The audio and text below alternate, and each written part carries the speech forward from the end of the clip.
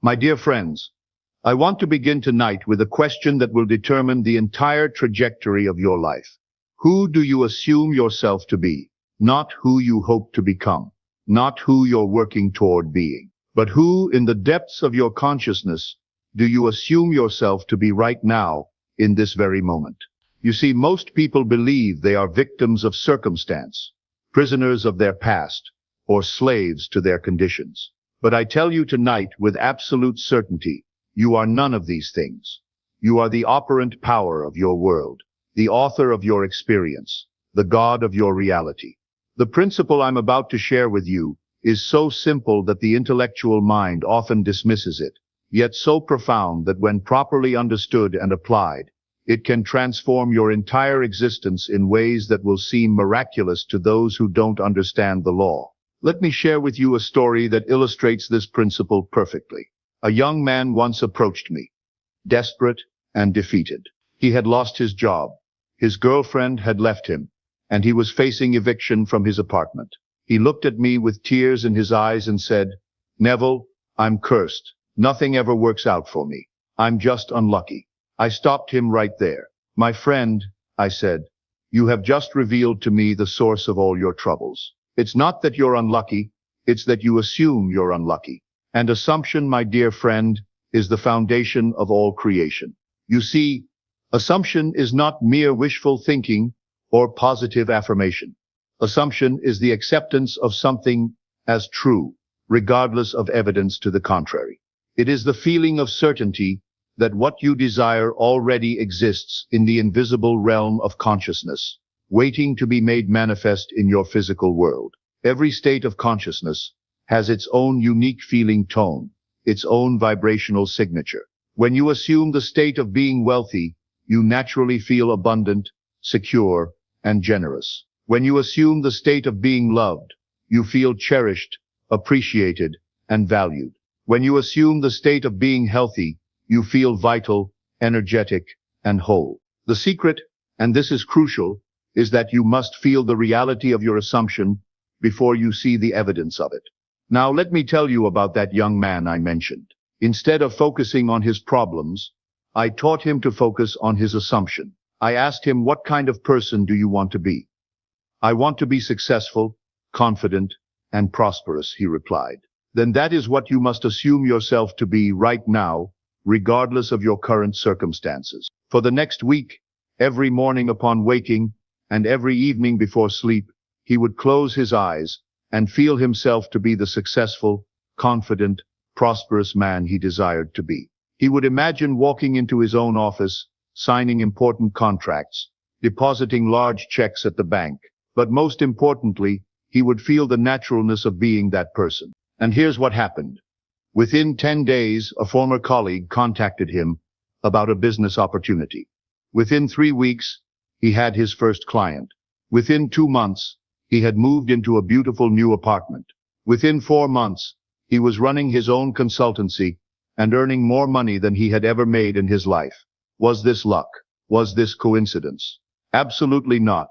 This was the law of assumption in perfect operation. But let me be very clear about something that trips up many people.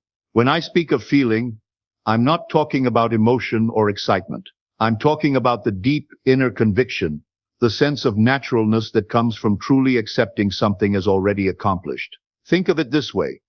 How do you feel about your own name? You don't get excited about it. You don't hope it's really yours. You don't work to make it yours. You simply, naturally assume it to be yours. This is the kind of feeling you must have about your desired state. Here's another story that will demonstrate this perfectly. A woman came to me once, desperate to heal her relationship with her estranged son. They hadn't spoken in 5 years after a bitter argument. She had tried everything: letters, phone calls, reaching out through other family members. Nothing worked. I told her to stop trying to make it happen, and instead to assume it had already happened. Every night, she would imagine receiving a loving phone call from her son. She would hear his voice, full of warmth and affection. She would feel the joy of their reconciliation. She would assume the feeling of being a mother whose son adored her. She persisted in this assumption for 3 weeks. Then, on a Tuesday morning, her phone rang. It was her son calling to say he'd been thinking about her and wanted to rebuild their relationship. And here's the part that will really grab your attention. He told her he had been having dreams about her for weeks. Dreams where they were happy together, and he couldn't shake the feeling that he needed to call her. You see, when you change your assumption about yourself, you change your entire world. Everyone and everything in your world must rearrange itself to conform to your new assumption. Now I know some of you are thinking, but Neville, how is this possible?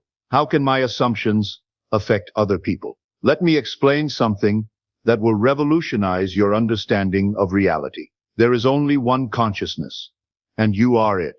What you call other people are simply different aspects of your own consciousness being reflected back to you. When you assume that people love and respect you, you will find that people begin treating you with love and respect. When you assume that opportunities are always opening for you, you will find opportunities appearing everywhere. When you assume that you are healthy and vital, your body will begin to reflect that assumption. This is not theory. This is law. It operates with the same precision as the law of gravity. Assume something persistently, and it must manifest in your world. Let me share another fascinating example. A businessman once told me he wanted to double his income. I asked him, what would you do if your income were already doubled? He thought for a moment and said, I would buy a new car, move to a better neighborhood, and take my family on a luxury vacation. Then assume you've already done these things, I told him. Feel yourself driving that new car. Feel yourself living in that better neighborhood.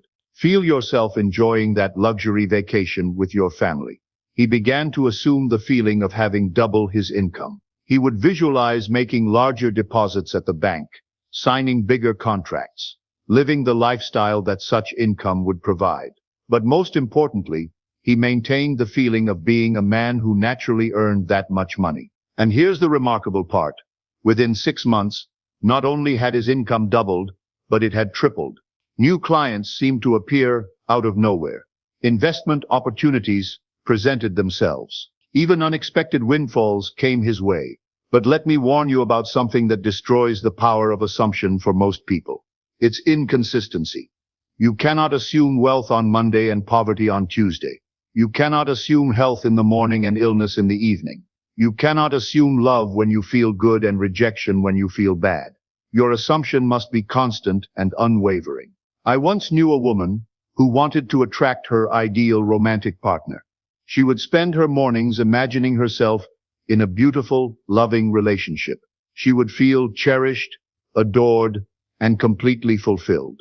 But then, during the day, whenever she saw happy couples, she would think, that will never happen to me. I'm not attractive enough. All the good men are taken. Do you see what she was doing? She was giving with one hand and taking away with the other. She was assuming love in the morning and loneliness during the day. The result? Nothing changed in her life, because her assumptions were canceling each other out. But here's how she turned it around. And this technique will work for you too. I taught her the art of living from the end. Instead of thinking about her desire, she learned to think from her desire. Instead of hoping for love, she assumed she was already loved. Whenever she caught herself thinking thoughts of lack or loneliness, she would immediately redirect her attention to the feeling of being in her ideal relationship. She would ask herself, how would I think if I were already loved? How would I behave if I were already in my perfect relationship? Within 2 months, she met a man who embodied every quality she had been imagining. They're now happily married. Now, let me share with you the most revolutionary truth you'll ever hear. You are already the person you want to be. In the infinite realm of consciousness, every possible version of yourself already exists. There is a version of you that is wealthy, a version that is healthy, a version that is loved, a version that is successful. Your job is not to create these versions. They already exist. Your job is to assume the feeling of being them. Think of it like this. Imagine consciousness as a vast wardrobe filled with an infinite number of garments. Each garment represents a different state of being. Right now, you're wearing the garment of your current state. If you want to experience a different state, you simply need to change your garment. Change your assumption. The wealthy version of you isn't something you need to become in the future. It exists right now, in this moment, in the realm of pure possibility. When you assume the feeling of being that wealthy person, you literally step into that version of yourself. Let me give you a powerful technique to do this. Close your eyes right now and imagine that you are already everything you want to be. Don't think about how you'll get there or when it will happen. Simply assume that you are already there. Feel the satisfaction of having achieved your goals. Feel the joy of being the person you've always wanted to be. Feel the peace that comes from knowing that all your desires are already fulfilled. This feeling, this is your prayer. This is your creative power. This is how you change your world. Now I know some of you are thinking, this sounds wonderful, Neville, but how do I apply this practically? How do I maintain this assumption when my circumstances seem to contradict it? Here's the secret. You must be willing to live by an inner conviction rather than by outer appearances. Your senses will tell you that nothing has changed. Your bank account will show the same numbers. Your mirror will reflect the same appearance. Your relationships will seem the same, but you must persist in your assumption, despite the evidence of your senses. Remember, your senses only show you the past, the results of your former assumptions. They cannot show you the future, the results of your new assumption. That's why it takes faith to live by assumption, rather than by sight. Let me share a technique that will help you maintain your assumption. Every time you encounter evidence that contradicts your desired state, instead of reacting to it, revise it. If you want to be wealthy but receive a bill you can't pay, don't accept that experience. In your imagination, revise the scene. See yourself easily paying the bill, even having money left over. Feel the satisfaction of financial abundance. If you want to be healthy but feel symptoms of illness, don't accept that experience. In your imagination, revise the scene. See yourself feeling vibrant and energetic. Feel the joy of perfect health. This isn't denial, this is revision. You're not pretending that unwanted circumstances don't exist. You're rewriting them in consciousness, which is the only place where change can originate. And now let me share with you the ultimate secret. The one that very few people understand. The person you assume yourself to be is not just who you become. It's who you've always been. Your true self is not limited by your past, your circumstances, or your conditions. Your true self is the unlimited, infinite consciousness that can assume any state, experience any reality, become any person. When you assume a new state, you're not becoming someone different. You're revealing who you truly are beneath all the false assumptions you've accepted about yourself. The person you want to be is not a stranger. It's your true self, that confident, successful, loved, healthy, prosperous person you dream of being. That's not someone you need to become. That's who you really are, underneath all the limiting beliefs and false assumptions. Now, let me walk you through the exact process of transformation. Step 1. Know what you want. Be specific. Don't say, I want to be successful. Say, I want to be a best-selling author, or I want to own a thriving business, or I want to be in perfect health. Step 2. Construct a scene that implies your desire is fulfilled. This should be a simple, natural scene that would happen if your desire were already a reality. Perhaps it's a friend congratulating you on your success, or you looking at your bank statement with satisfaction, or feeling the energy of perfect health. Step 3. Enter the scene in imagination. See it clearly, hear the sounds, feel the emotions, make it as vivid and real as possible. Step 4. Capture the feeling. This is the most important part. How would you feel if this scene were really happening right now? Capture that feeling of satisfaction, joy, relief, or gratitude. Step 5. Assume that feeling throughout your day. Whenever you think about your desire, return to that feeling. Live from the assumption that it has already happened. Step 6. Persist until it feels natural. Keep assuming this new state until it becomes your dominant assumption about yourself. Let me share a personal example. Years ago, I wanted to speak to larger audiences about these principles. At the time, I was speaking to small groups of perhaps 20 or 30 people, but I assumed the feeling of addressing thousands. I would imagine standing before a vast audience, feeling the energy of hundreds of people hanging on every word. I would hear the applause, feel the satisfaction of sharing these truths with so many people. Most importantly, I would assume the feeling of being someone who naturally spoke to large audiences. I persisted in this assumption for months. Then, seemingly out of nowhere, invitations began arriving. Radio stations wanted interviews. Larger venues offered speaking opportunities. Publishers became interested in my work. The result? I began speaking to audiences of hundreds, then thousands. But here's the key. It didn't feel like a miracle or a stroke of luck. It felt natural, because I had already been assuming it to be true. But what about doubt? What do you do when doubt creeps in? When your mind tells you this is impossible? When logic says your assumptions are just fantasies? Here's what you do. You remember that doubt is just another assumption. If you can assume limitation, you can assume possibility. If you can assume failure, you can assume success. If you can assume sickness, you can assume health. Doubt has no more power than belief. They're both just assumptions. The question is, which assumption serves you better? I once had a student who wanted to heal from a serious illness. The doctors had given him a poor prognosis, and everyone around him was preparing for the worst. But he chose to assume perfect health. Every time doubt arose, he would say to himself, I can assume sickness, or I can assume health. I choose health. He would return to the feeling of being completely well, vital, and energetic. His doctors called his recovery a miracle. But it wasn't a miracle, it was assumption. Here's something that will fascinate you. When you change your assumption about yourself, everything and everyone in your world changes to match that new assumption. It's like dropping a stone into a still pond. The ripples spread outward, affecting everything in their path. Your new assumption creates ripples that transform your entire reality. People will treat you differently without knowing why. Opportunities will appear that seemed impossible before. Circumstances will rearrange themselves to support your new assumption. This isn't manipulation, it's law.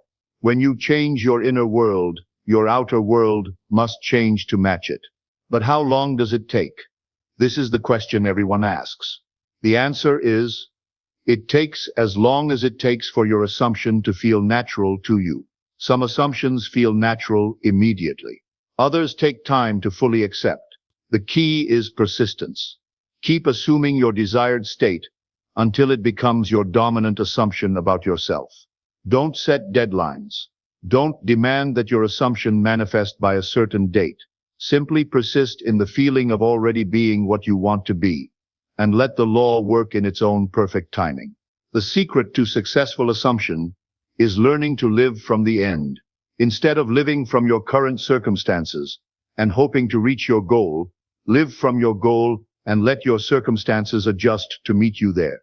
If you want to be wealthy, think like a wealthy person thinks.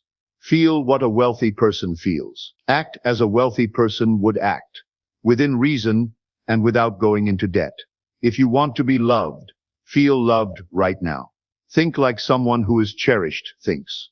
Behave like someone who knows they are worthy of love. If you want to be successful, assume the feeling of success. Think like a successful person thinks. Feel what success feels like in your body. This isn't pretending. This is assuming. This is recognizing that the person you want to be already exists within you, waiting to be assumed. Pay attention to your inner conversation.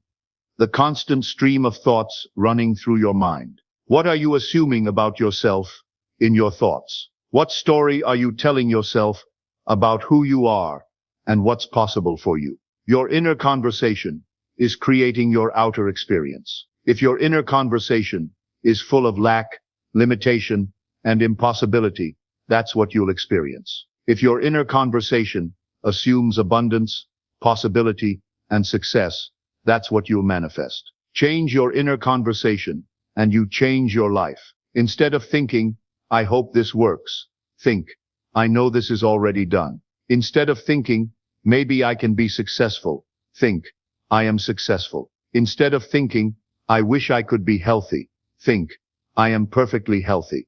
There's another crucial element that will accelerate your transformation. Gratitude. But I'm not talking about being grateful for what you hope to receive. I'm talking about being grateful for what you assume you already have. When you assume your desire is already fulfilled, gratitude becomes a natural response. How do you feel when someone gives you exactly what you want? You feel grateful. This is the gratitude you should feel for your assumption. Every night before sleep, feel grateful for the fulfillment of your desires. Thank the universe, thank God, thank life itself for already giving you everything you've assumed to be yours. This gratitude is not a technique. It's a natural response to the recognition that your desires are already fulfilled in consciousness. And now let me share the final secret, the one that will set you free forever. You are not trying to get anything. You are not trying to become anyone. You are simply recognizing what is already true in the infinite realm of consciousness. Every desire you have is already fulfilled somewhere in consciousness. Every person you want to be already exists. Every experience you want to have is already available. Your only job is to assume the state of consciousness where these things are already true. This is not work. This is recognition. This is not effort. This is acceptance. This is not becoming. This is being. So here is my challenge to you. Choose one desire, one goal, one aspect of yourself you want to transform. Tonight, before you sleep, assume the feeling of already being that person. Don't hope for it. Don't work for it. Don't pray for it. Assume it. Feel the naturalness of being that person. Feel the satisfaction of having that experience. Feel the joy of living that reality. And then tomorrow, live from that assumption. Think like that person thinks. Feel like that person feels. Act like that person acts. Persist in this assumption, no matter what your senses tell you. Your transformation is not a future event. It's a present reality waiting to be assumed. Remember, you are not limited by your past, your circumstances, or your conditions. You are not a victim of anything or anyone. You are the operant power of your world, the author of your experience, the creator of your reality. The person you want to be is not someone you will become. It's who you already are. Assume it, feel it, live it, be it, and watch as your entire world transforms to reflect this new assumption. The power is within you. The time is now. Your new life is waiting for you to assume it. Now go forth and create the life you were born to live. Remember, assumption is the foundation of all manifestation. What you assume to be true about yourself and your world becomes your reality. Choose your assumptions wisely, for they are the building blocks of your destiny.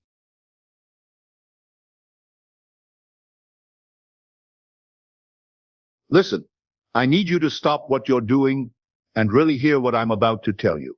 Right now, as you're listening these words, there's a version of you living the life you dream about. They're waking up in the home you've always wanted, doing work that lights them up, surrounded by love and abundance, feeling confident and alive in ways you can barely imagine. And here's what's going to absolutely blow your mind. That version isn't some fantasy floating in your imagination. It's as real as the chair you're sitting in right now. You see, I've spent years diving deep into the intersection of quantum physics, neuroscience, consciousness research, and human potential, and what I've discovered will shake you to your core. Your reality isn't fixed. It's not carved in stone by some cosmic force.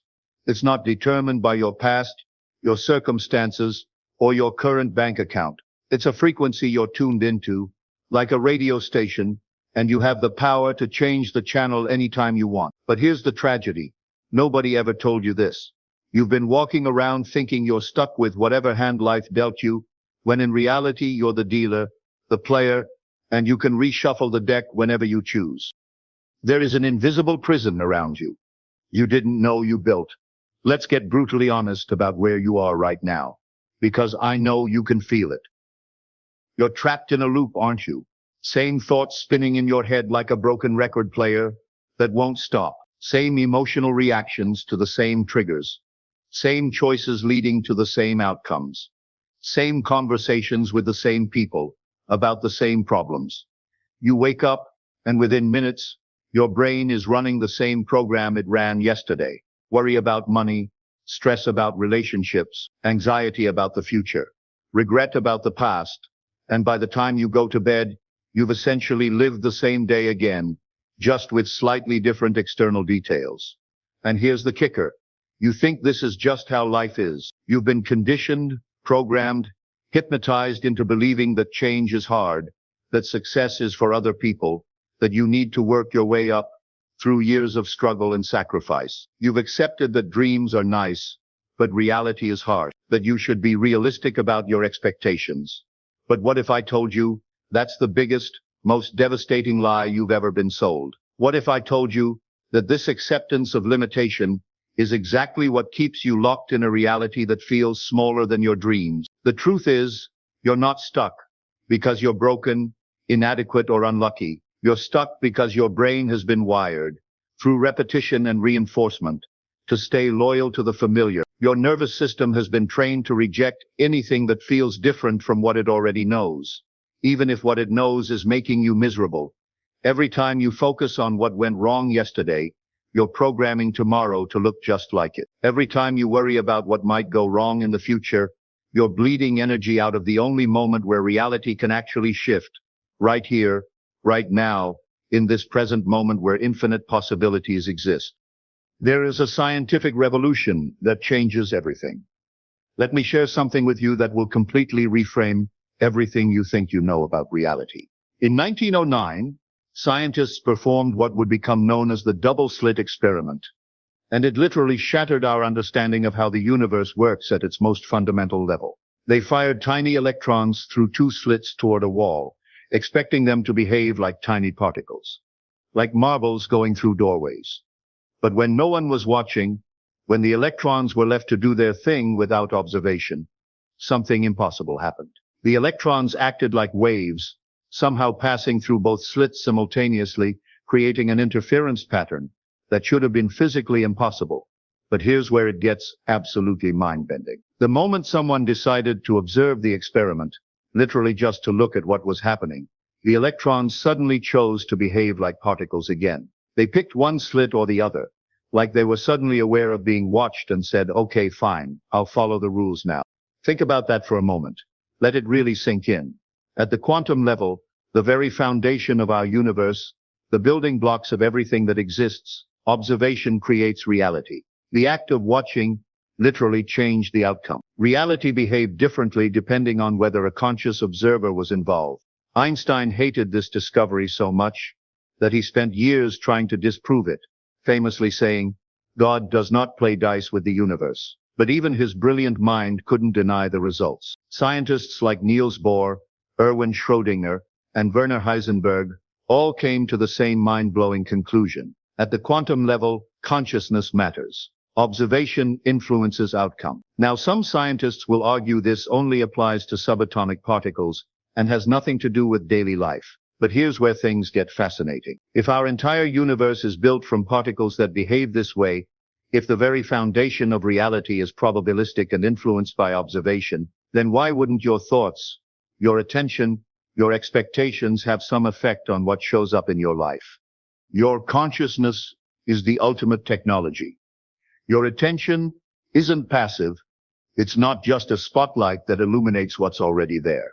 It's a quantum trigger, a creative force that collapses possibilities into reality. Every time you focus on something, you're not just noticing it, you're participating in its creation. Nikola Tesla, one of history's most brilliant minds, understood this long before modern science had the language to explain it. He said, if you want to find the secrets of the universe, think in terms of energy, frequency, and vibration. Tesla wasn't being poetic or mystical. He was being scientifically precise. He understood that consciousness is a transmitter, broadcasting frequencies that influence the field of possibilities around you. Tesla didn't just invent AC power and the radio. He visualized entire inventions in complete detail before ever building them physically. He would construct machines in his mind, run them, test them, improve them, all in his imagination. Only after perfecting them mentally would he bring them into physical form. And they worked perfectly, exactly as he had envisioned them. This wasn't fantasy or daydreaming. This was Tesla understanding that reality begins in consciousness and then manifests in the physical world. He was essentially hacking the quantum field decades before we had a name for it. Carl Jung, the great explorer of the human psyche, discovered something equally profound. He realized that your unconscious mind isn't just personal. It's connected to something he called the collective unconscious, a field of shared human experience and possibility. From this understanding, he gave us the concept of synchronicity, those strange, impossible coincidences that feel too targeted to be random. You think of someone, and they call you. You need a solution, and the perfect book falls off a shelf in front of you. You shift your mindset about money, and suddenly job offers start appearing. Jung didn't think these were accidents. He saw them as evidence that consciousness is interconnected, that shifts in your inner world create ripples in the outer world. Modern neuroscience has validated what Tesla and Jung intuited. Your brain doesn't just record reality like a passive camera. It actively predicts and constructs it. It filters out 95% of the information available to your senses and feeds you only what it expects to see based on your past experiences and current beliefs. This is why two people can walk into the same room and leave with completely different experiences. This is why once you start focusing on something, red cars, pregnant women, a particular word, it starts showing up everywhere. Your brain is literally constructing your version of reality in real time, based on what you've programmed it to notice and expect. I want you to imagine something powerful with me. Do you know about the story of the 4-minute mile? For centuries, literally hundreds of years, running a mile in under 4 minutes was considered not just difficult, but physiologically impossible. Doctors declared that the human heart would explode from the effort.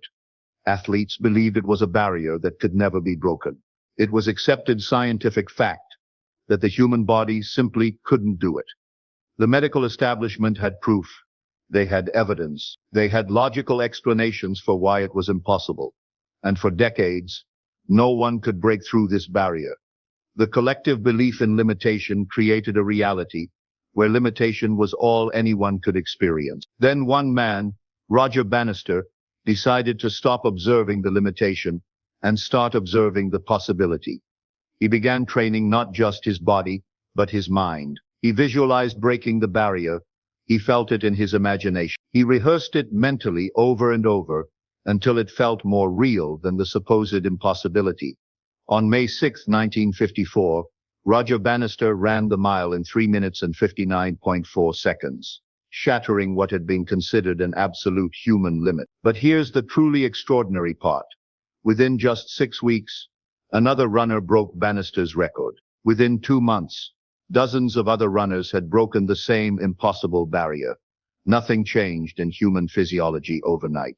Their hearts didn't evolve. Their lungs didn't suddenly become more efficient. But something profound shifted in the field of human possibility. Once one person proved it could be done, that single act collapsed a new timeline into collective consciousness. The old limitations simply ceased to exist. That's quantum observation in action. That's proof of how consciousness shapes reality. Bannister didn't just run fast.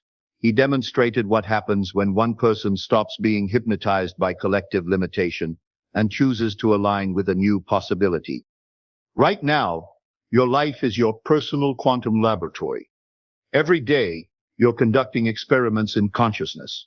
Even if you don't realize it, every thought you think, every emotion you feel, every expectation you hold is like adjusting the dials on a quantum radio, tuning into different frequencies of possibility. When you wake up stressed about money, you're tuning into the frequency of scarcity, and your quantum radio starts picking up signals that match that frequency.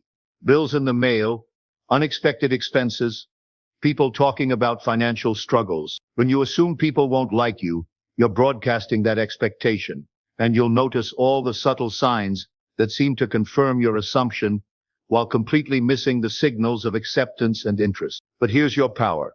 The moment you become conscious of this process, you can begin to direct it intentionally. Instead of being a passive victim of your unconscious programming, you can become the conscious director of your quantum experiments. I've witnessed ordinary people create extraordinary transformations using these principles. I've seen a single mother go from food stamps to financial freedom by shifting her identity from struggling survivor to abundant creator. Instead of constantly focusing on what she lacked, she began embodying the energy of someone who always had enough, who always found solutions, who was supported by the universe. Her circumstances didn't change overnight, but her frequency did, and slowly reality began to reorganize around this new signal. I've watched a chronically shy introvert become a confident public speaker by rehearsing that version of himself daily until it became more real than his old identity. He didn't wait to feel confident before speaking. He started speaking as if he were already confident, and the confidence followed the action. I've seen people heal from chronic pain by changing the story they told about their bodies, shifting from broken and helpless to healing and powerful. I've witnessed relationship transformations when people stopped broadcasting the frequency of unworthy of love and started embodying deeply deserving of connection. These aren't miracles. These aren't special people with magical powers. They're examples of what happens when you stop being a passive observer of your life and start being the conscious director of your quantum reality. The quantum field responds to who you're being. Here's what traditional success advice gets wrong. It tells you to work harder, think positive, set goals, and push through obstacles. But quantum shifting works differently. It's not about forcing outcomes through effort. It's about becoming the vibrational match for what you want to experience. Reality doesn't respond to what you want. It responds to who you're being. If you want abundance, but you're being someone who worries about money, you're sending mixed signals. If you want love, but you're being someone who feels unworthy, you're broadcasting from the wrong frequency. The quantum field is infinitely intelligent, but it's also completely neutral. It doesn't judge your desires or evaluate whether you deserve them. It simply responds to the signal you're consistently broadcasting through your thoughts, emotions, beliefs, and actions. This is why affirmations alone don't work. Saying I am wealthy while feeling anxious about bills creates cognitive dissonance. Your conscious mind might repeat the words, but your subconscious, which is running 95% of your life, knows you're lying. The quantum field reads your authentic vibration, not your wishful thinking. Let me give you a comprehensive roadmap. 7 distinct stages that will transform you from someone who reacts to reality to someone who consciously creates it. Stage 1, radical awareness. Becoming the observer. Before you can shift, you must develop what psychologists call meta-awareness. Awareness of your thoughts as thoughts, not as absolute truth. Most people are completely unconscious passengers in their own lives, running on autopilot programs installed years ago. Start by observing your internal dialogue like a scientist studying a fascinating subject. Notice the stories you tell yourself about what's possible. Pay attention to the emotional states you habitually inhabit. Become aware of the assumptions you make about yourself, other people, and how the world works. This isn't about judging yourself or trying to change anything yet. It's about creating space between you and your thoughts, between your identity and your programming. When you can observe your patterns without being controlled by them, you've taken the first crucial step toward quantum shifting. Keep a consciousness journal. Write down the repetitive thoughts you notice, the emotional patterns that show up, the beliefs that seem to run your life automatically. This awareness alone begins to loosen the grip of unconscious programming. Stage 2, vivid future visioning. Defining your quantum destination. The quantum field responds to specificity, not vague wishes. You can't shift into a better life. That's too blurry for the universe to lock onto. You need crystal clear, emotionally charged, sensory-rich visions of exactly what you want to experience. This isn't daydreaming or wishful thinking. This is quantum programming. When you create detailed mental movies of your desired reality, you're literally building neural pathways that your brain will later use to navigate toward that experience. What does your ideal day look like from the moment you wake up? What kind of energy do you carry in your body? How do people respond to you? What does your environment look, smell, and sound like? How do you feel about yourself? What thoughts naturally arise in your mind? Write out your vision in present tense, as if it's already happening. Include emotional details, physical sensations, specific conversations, and even the seemingly small moments that make life feel magical. The more vivid and detailed your vision, the easier it becomes for your subconscious to use it as a blueprint. Stage 3. Emotional frequency matching, becoming the vibration. Here's where most people completely miss the mark. They try to think their way into a new reality, but reality responds to frequency, and frequency is determined by emotion, not logic. You must learn to feel grateful before the blessing arrives, confident before the success manifests, loved before the relationship appears. This isn't fake it till you make it positivity. This is quantum physics. Your emotional state creates your energetic signature, and the universe responds to that signature by delivering experiences that match it. The key is understanding that emotions are not reactions to circumstances. They're choices you can make independent of what's happening around you. You can choose to feel abundant while looking at an empty bank account. You can choose to feel confident while facing a challenge. You can choose to feel loved while sitting alone. Practice emotional recalibration throughout your day. Set random alarms that remind you to check in. What frequency am I broadcasting right now? If it's fear, doubt, or frustration, consciously shift to gratitude, excitement, or peaceful confidence. Don't wait for your circumstances to give you permission to feel good. Feel good first, and watch your circumstances reorganize around that frequency. Stage 4. Identity revolution. Becoming your future self. This is the game changer that separates successful quantum shifters from people who just think about changing. You must stop acting like the person you used to be and start embodying the person you're becoming, even before you have any external proof that the shift is working. Identity isn't something you discover, it's something you decide and then reinforce through consistent action. The wealthy version of you handles money differently today, not after they become wealthy. The confident version of you speaks up in meetings now, not after they build confidence. The healthy version of you makes different food choices immediately, not after they lose weight. Ask yourself constantly, how would the version of me who already has what I want think about this situation? How would they respond to this challenge? What decision would they make right now? Then act from that identity, even if it feels uncomfortable or unfamiliar. Every time you choose the response of your future self over the reaction of your past self, you're literally rewiring your identity at the neural level. Stage 5. Sustained focus. Mastering the quantum Zeno effect. In quantum physics, there's a phenomenon called the quantum Zeno effect. If you observe something frequently enough, you can lock it into place, preventing it from changing. This works both ways, and understanding it is crucial for successful reality shifting. If you constantly focus on what's wrong, what's missing, or what's not working, you're using the quantum Zeno effect against yourself. You're freezing your current unwanted reality in place through repetitive observation. But when you consistently focus on your desired outcome with emotional intensity and unwavering attention, you begin to collapse that possibility into form. The key is sustained focus, not scattered attention. This means disciplining your mind to return again and again to your vision, especially when circumstances seem to contradict it. It means protecting your attention from negative news, toxic conversations, and fear-based media that keeps you vibrating at lower frequencies. Create daily rituals that reinforce your new reality. Vision boards, affirmations, meditation, visualization, but not as one-time activities. Make them non-negotiable daily practices that consistently tune your consciousness to your desired frequency. Stage 6. Detached expectation. Trusting the quantum field. Here's the paradox that trips up most people. The more desperately you want something, the more you signal to the universe that you don't have it. Desperation, anxiety, and attachment actually repel what you're trying to attract because they broadcast the frequency of lack. True quantum shifting requires what I call detached expectation.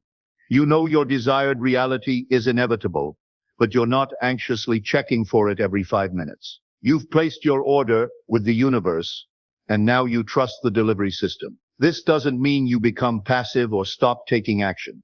It means you take inspired action from a place of knowing rather than desperate action from a place of fear. You work on your goals because it feels good and aligned, not because you're afraid of what will happen if you don't. Think of it like ordering something online. Once you've placed the order and received confirmation, you don't obsessively track the package or worry that it might not arrive. You go about your day with the quiet confidence that it's on its way. Stage 7. Reinforcing new reality. Recognizing the shift. As your internal world shifts, your external reality begins to reorganize. But the changes often start subtly. You must train yourself to recognize and reinforce these early signs, because acknowledging them amplifies the shift. Watch for different responses from people. They might treat you with more respect, seem more interested in what you have to say, or offer opportunities they never offered before. Notice internal changes. You might feel calmer under pressure, more confident in social situations, or more optimistic about the future. Pay attention to synchronicities, meaningful coincidences that seem too perfect to be random. These are signs that you're successfully tuning into a new frequency and that the quantum field is responding to your shift. Keep a success journal where you record every sign of positive change, no matter how small. This trains your brain to notice evidence of your transformation rather than evidence of stagnation. What you focus on expands, so focus on the proof that your reality is shifting. Let me ground all of this in hard science for those who need logical validation. Dr. Bruce Lipton's groundbreaking research in epigenetics shows that your beliefs and thoughts literally rewrite your genetic expression. Your genes aren't your destiny. They're more like a piano, and your consciousness is the pianist, determining which keys get pressed. Lipton discovered that when you change your perception, you literally change the chemistry of your body. Cells respond to their environment, and your internal environment, your thoughts, beliefs, and emotions, is just as influential as your external environment. The placebo effect, one of the most well-documented phenomena in medicine, demonstrates that belief alone can trigger healing responses as powerful as medication. People take sugar pills or receive fake surgeries and experience real, measurable improvements in their health. Their belief literally changes their biology. But there's also the nocebo effect, when negative beliefs create negative physical outcomes. I know of cases where people were misdiagnosed with terminal illnesses, believed the diagnosis completely, and died on schedule, only for autopsies to reveal that they had minimal disease that shouldn't have been fatal. They died not from illness, but from belief. Princeton University's Peer Laboratory conducted rigorous studies over several decades, documenting how human intention and focused attention can actually influence random number generators, machines designed to produce completely random results. After millions of trials, they found statistically significant evidence that consciousness can affect physical systems. Dean Radin at the Institute of Noetic Sciences has replicated and expanded on this research, showing that people in deep meditative states can influence physical systems from a distance. The data keeps showing patterns that traditional materialist science cannot explain. Your thoughts aren't just mental noise, they're measurable energy that affects your biology, influences your behavior, and potentially impacts the world around you. When you understand this, quantum shifting stops being mystical and starts being practical. Modern neuroscience reveals that your brain is essentially a prediction machine. It doesn't wait for reality to happen and then respond. It predicts what's going to happen based on past experience and then creates that reality through selective attention and behavioral choices. Neuroplasticity research shows that your brain is constantly rewiring itself based on what you focus on and repeat. Every time you vividly imagine a future scenario, your brain fires the same neural networks as if that scenario were actually happening right now. Your nervous system doesn't distinguish between a real experience, a vividly imagined experience, or a powerfully remembered experience. This is why visualization and mental rehearsal are so powerful. You're not just daydreaming, you're literally installing new neural pathways that will influence your future behavior and perception. When you consistently visualize yourself succeeding, your brain starts to expect success and naturally steers you toward choices and opportunities that align with that expectation. When you repeatedly imagine yourself as confident, Your neural networks literally restructure to support confident behavior. The reticular activating system in your brain acts like a filter, determining what information gets through to your conscious awareness. It's constantly scanning your environment for information that matches your current beliefs, expectations, and focus. This is why when you're thinking about buying a particular car, you suddenly see that car everywhere. By consciously programming your ass through focused visualization, affirmations, and emotional alignment, you can literally change what your brain notices and responds to in your environment. Let me give you specific, practical techniques that go beyond basic visualization. The state akin to sleep method. Lie down comfortably and let your body relax completely. Visualize a short, simple scene that implies your wish is already fulfilled. If you want financial abundance, see yourself checking your bank balance and feeling calm satisfaction. If you want love, imagine someone special telling you how much they care about you. The key is to make the scene short, repeatable, and emotionally satisfying. Loop it in your mind while feeling the emotions of already having what you want. Do this until you drift off to sleep or feel the scene lock in with a sense of completion. The next one, called the 2-cup quantum jumping method. This technique uses physical ritual to reinforce internal shifts. Take 2 cups and label them with sticky notes. Cup A represents your current reality. Cup B represents your desired reality. Fill cup A with water while focusing on what you're ready to release. Then pour the water from cup A into cup B while visualizing yourself stepping into your new reality. Drink the water from cup B slowly and mindfully, feeling yourself embodying your future self. This isn't about the water having magical properties. It's about using physical action to reinforce mental shifts and signal to your subconscious that a transformation has occurred. Next method, emotional blueprinting with past peak experiences. Your emotional state is the key to successful quantum shifting, and the most powerful way to generate elevated emotions is to relive your past peak experiences while visualizing your future desires. Think of a moment when you felt absolutely incredible, holding your child for the first time, achieving a major goal, falling in love, experiencing natural beauty that took your breath away. Relive that memory with full sensory detail until you can feel those same elevated emotions in your body. While you're in that peak emotional state, visualize your desired future as if it's happening right now. This technique creates what neuroscientists call future memories. Your brain literally starts to remember experiences that haven't happened yet in physical reality. Next method, the quantum field meditation.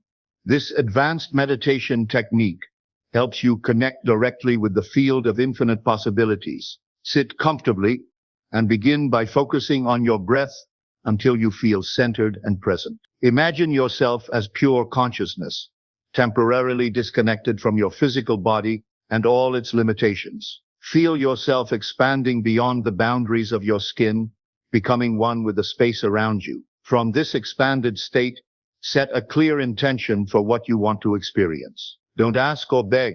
Simply declare your reality with the authority of someone who already has complete access to all possibilities. Spend time in this space of pure potential, feeling yourself as the conscious creator of your experience. When you return to normal awareness, carry that sense of creative power with you into your daily life.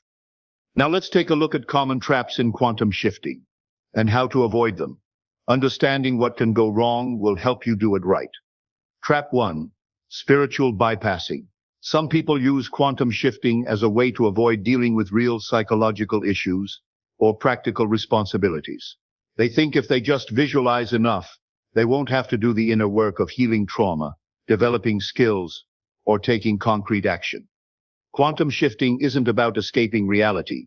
It's about engaging with reality from a more empowered state. You still need to process emotions, heal wounds, develop competencies, and take consistent action. The difference is that you're doing all of this from the identity of your future self, rather than your wounded past self. Trap 2.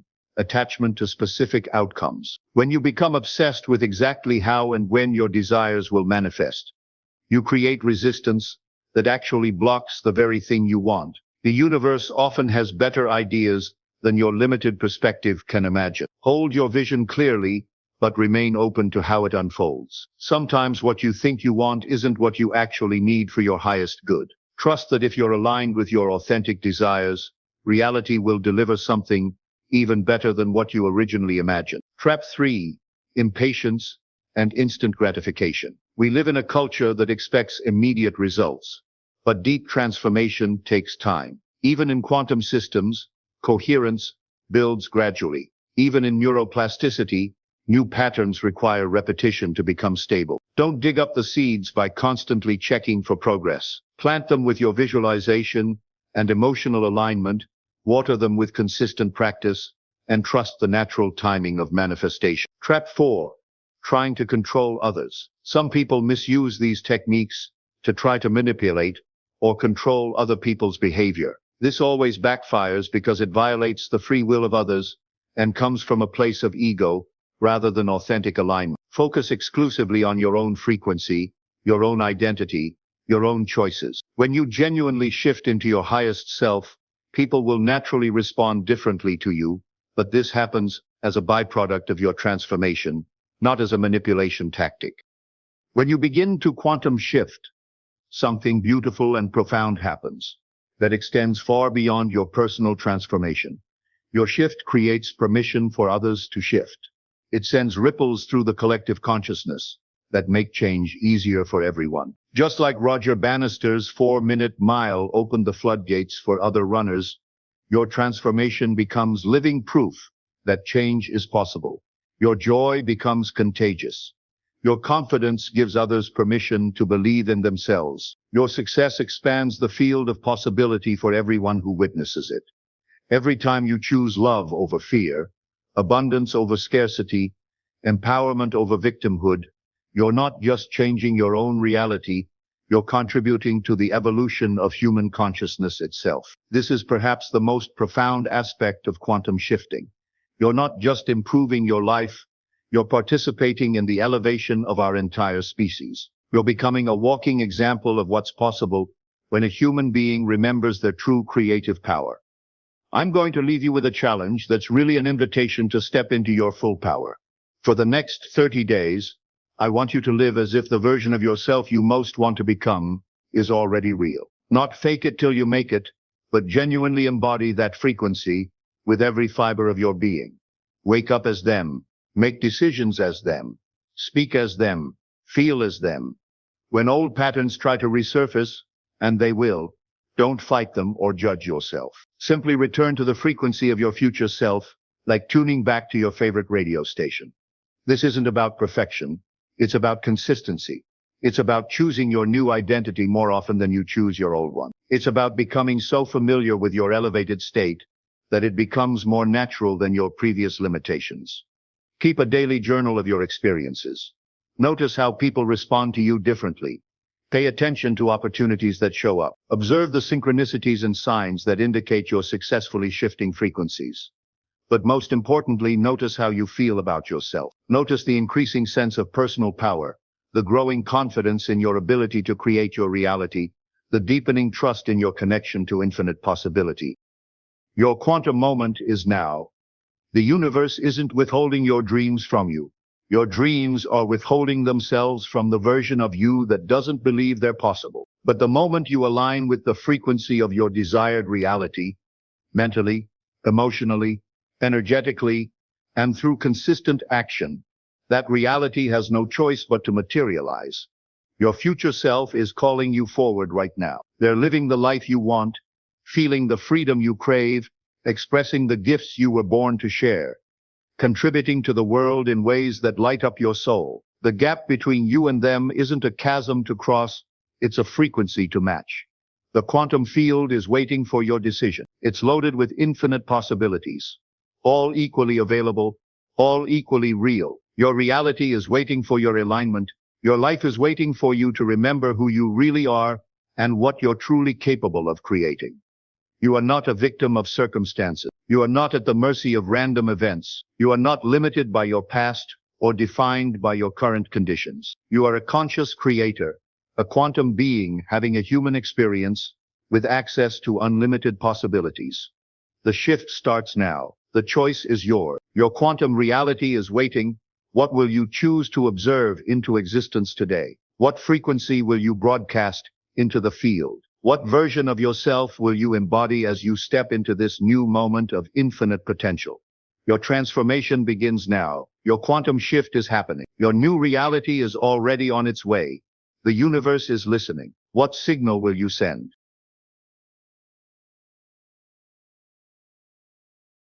Have you ever looked around at your life and felt like something was missing?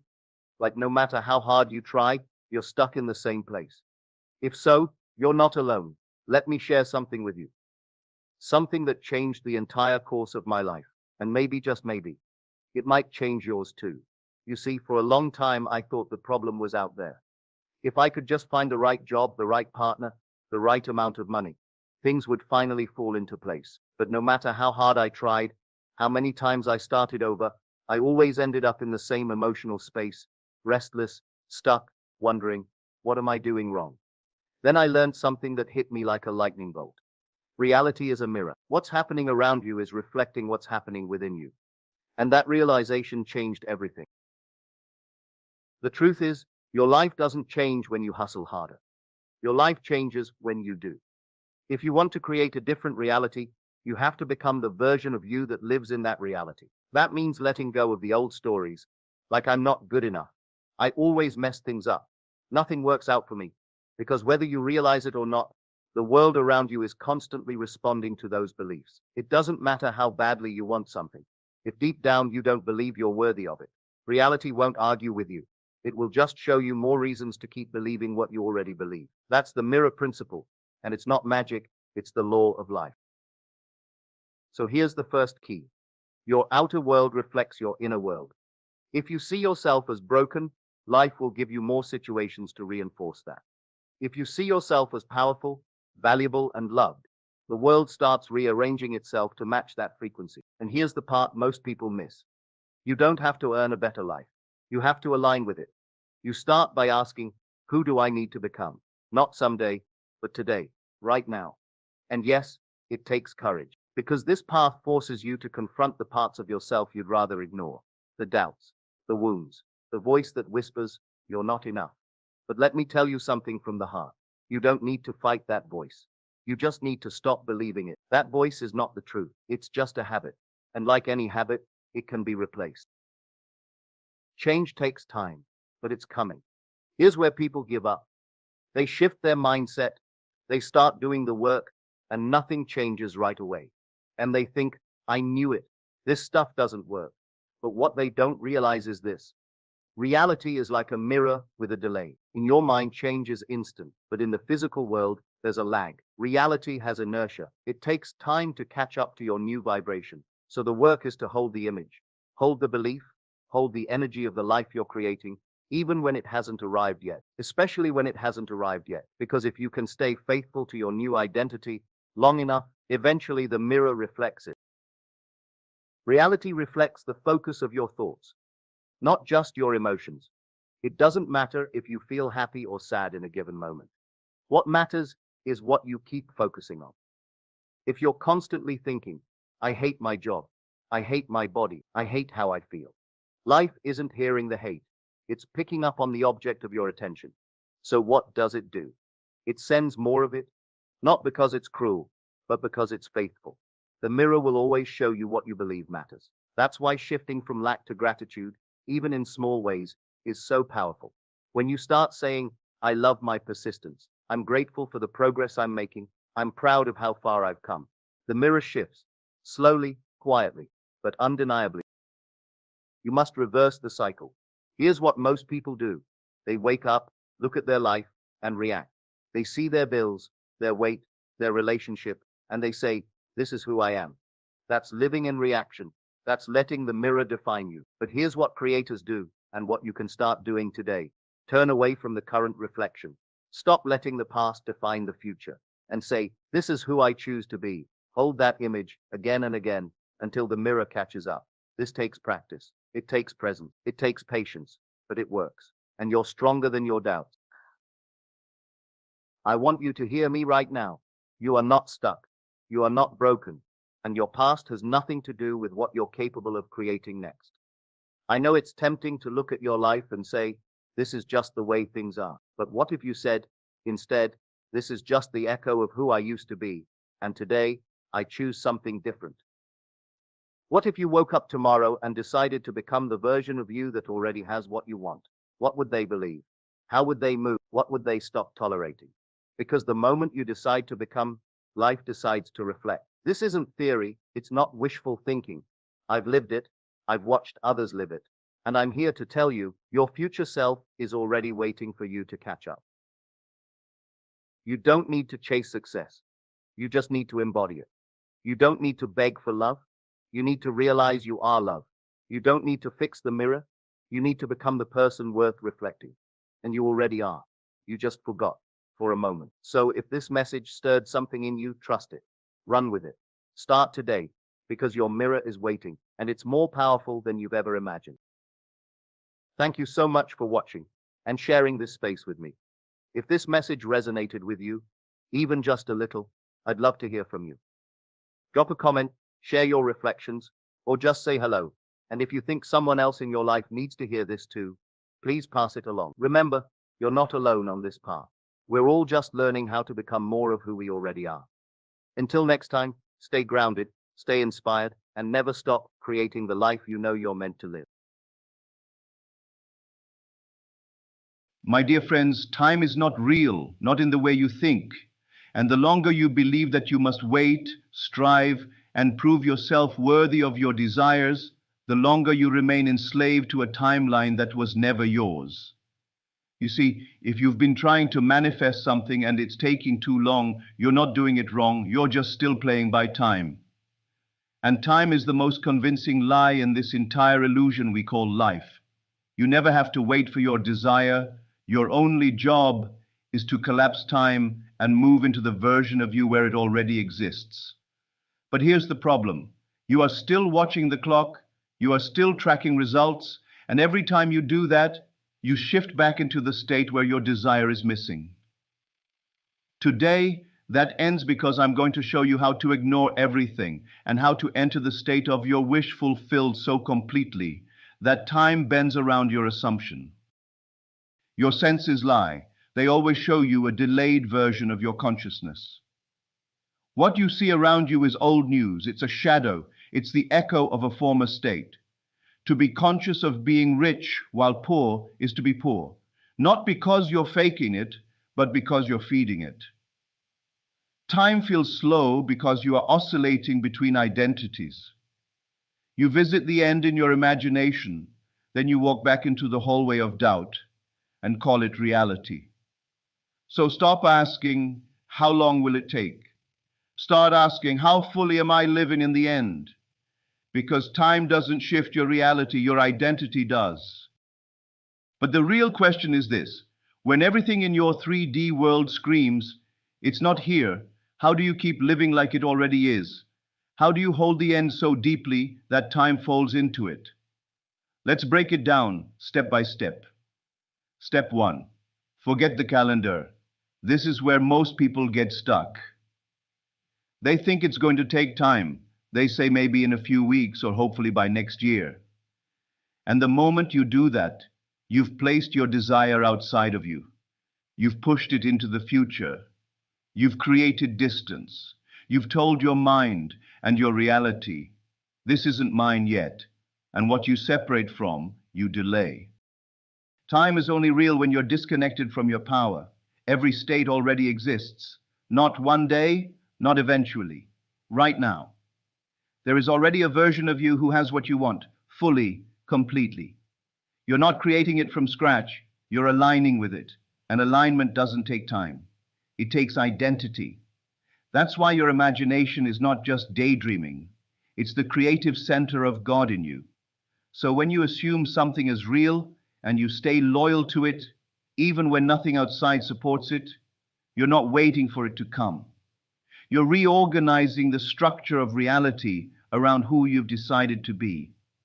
So stop tracking how long it's been. Stop saying it's been 2 months and nothing's changed. Time is not blocking you. Time is just showing you how fully or how loosely you've embodied the end. And here's the shift. Once you fully live in the end, you don't need time anymore. Time folds, time collapses, because it's not needed when you're already there. Step 2. Become the state, not the seeker. Most people are stuck trying to attract what they want.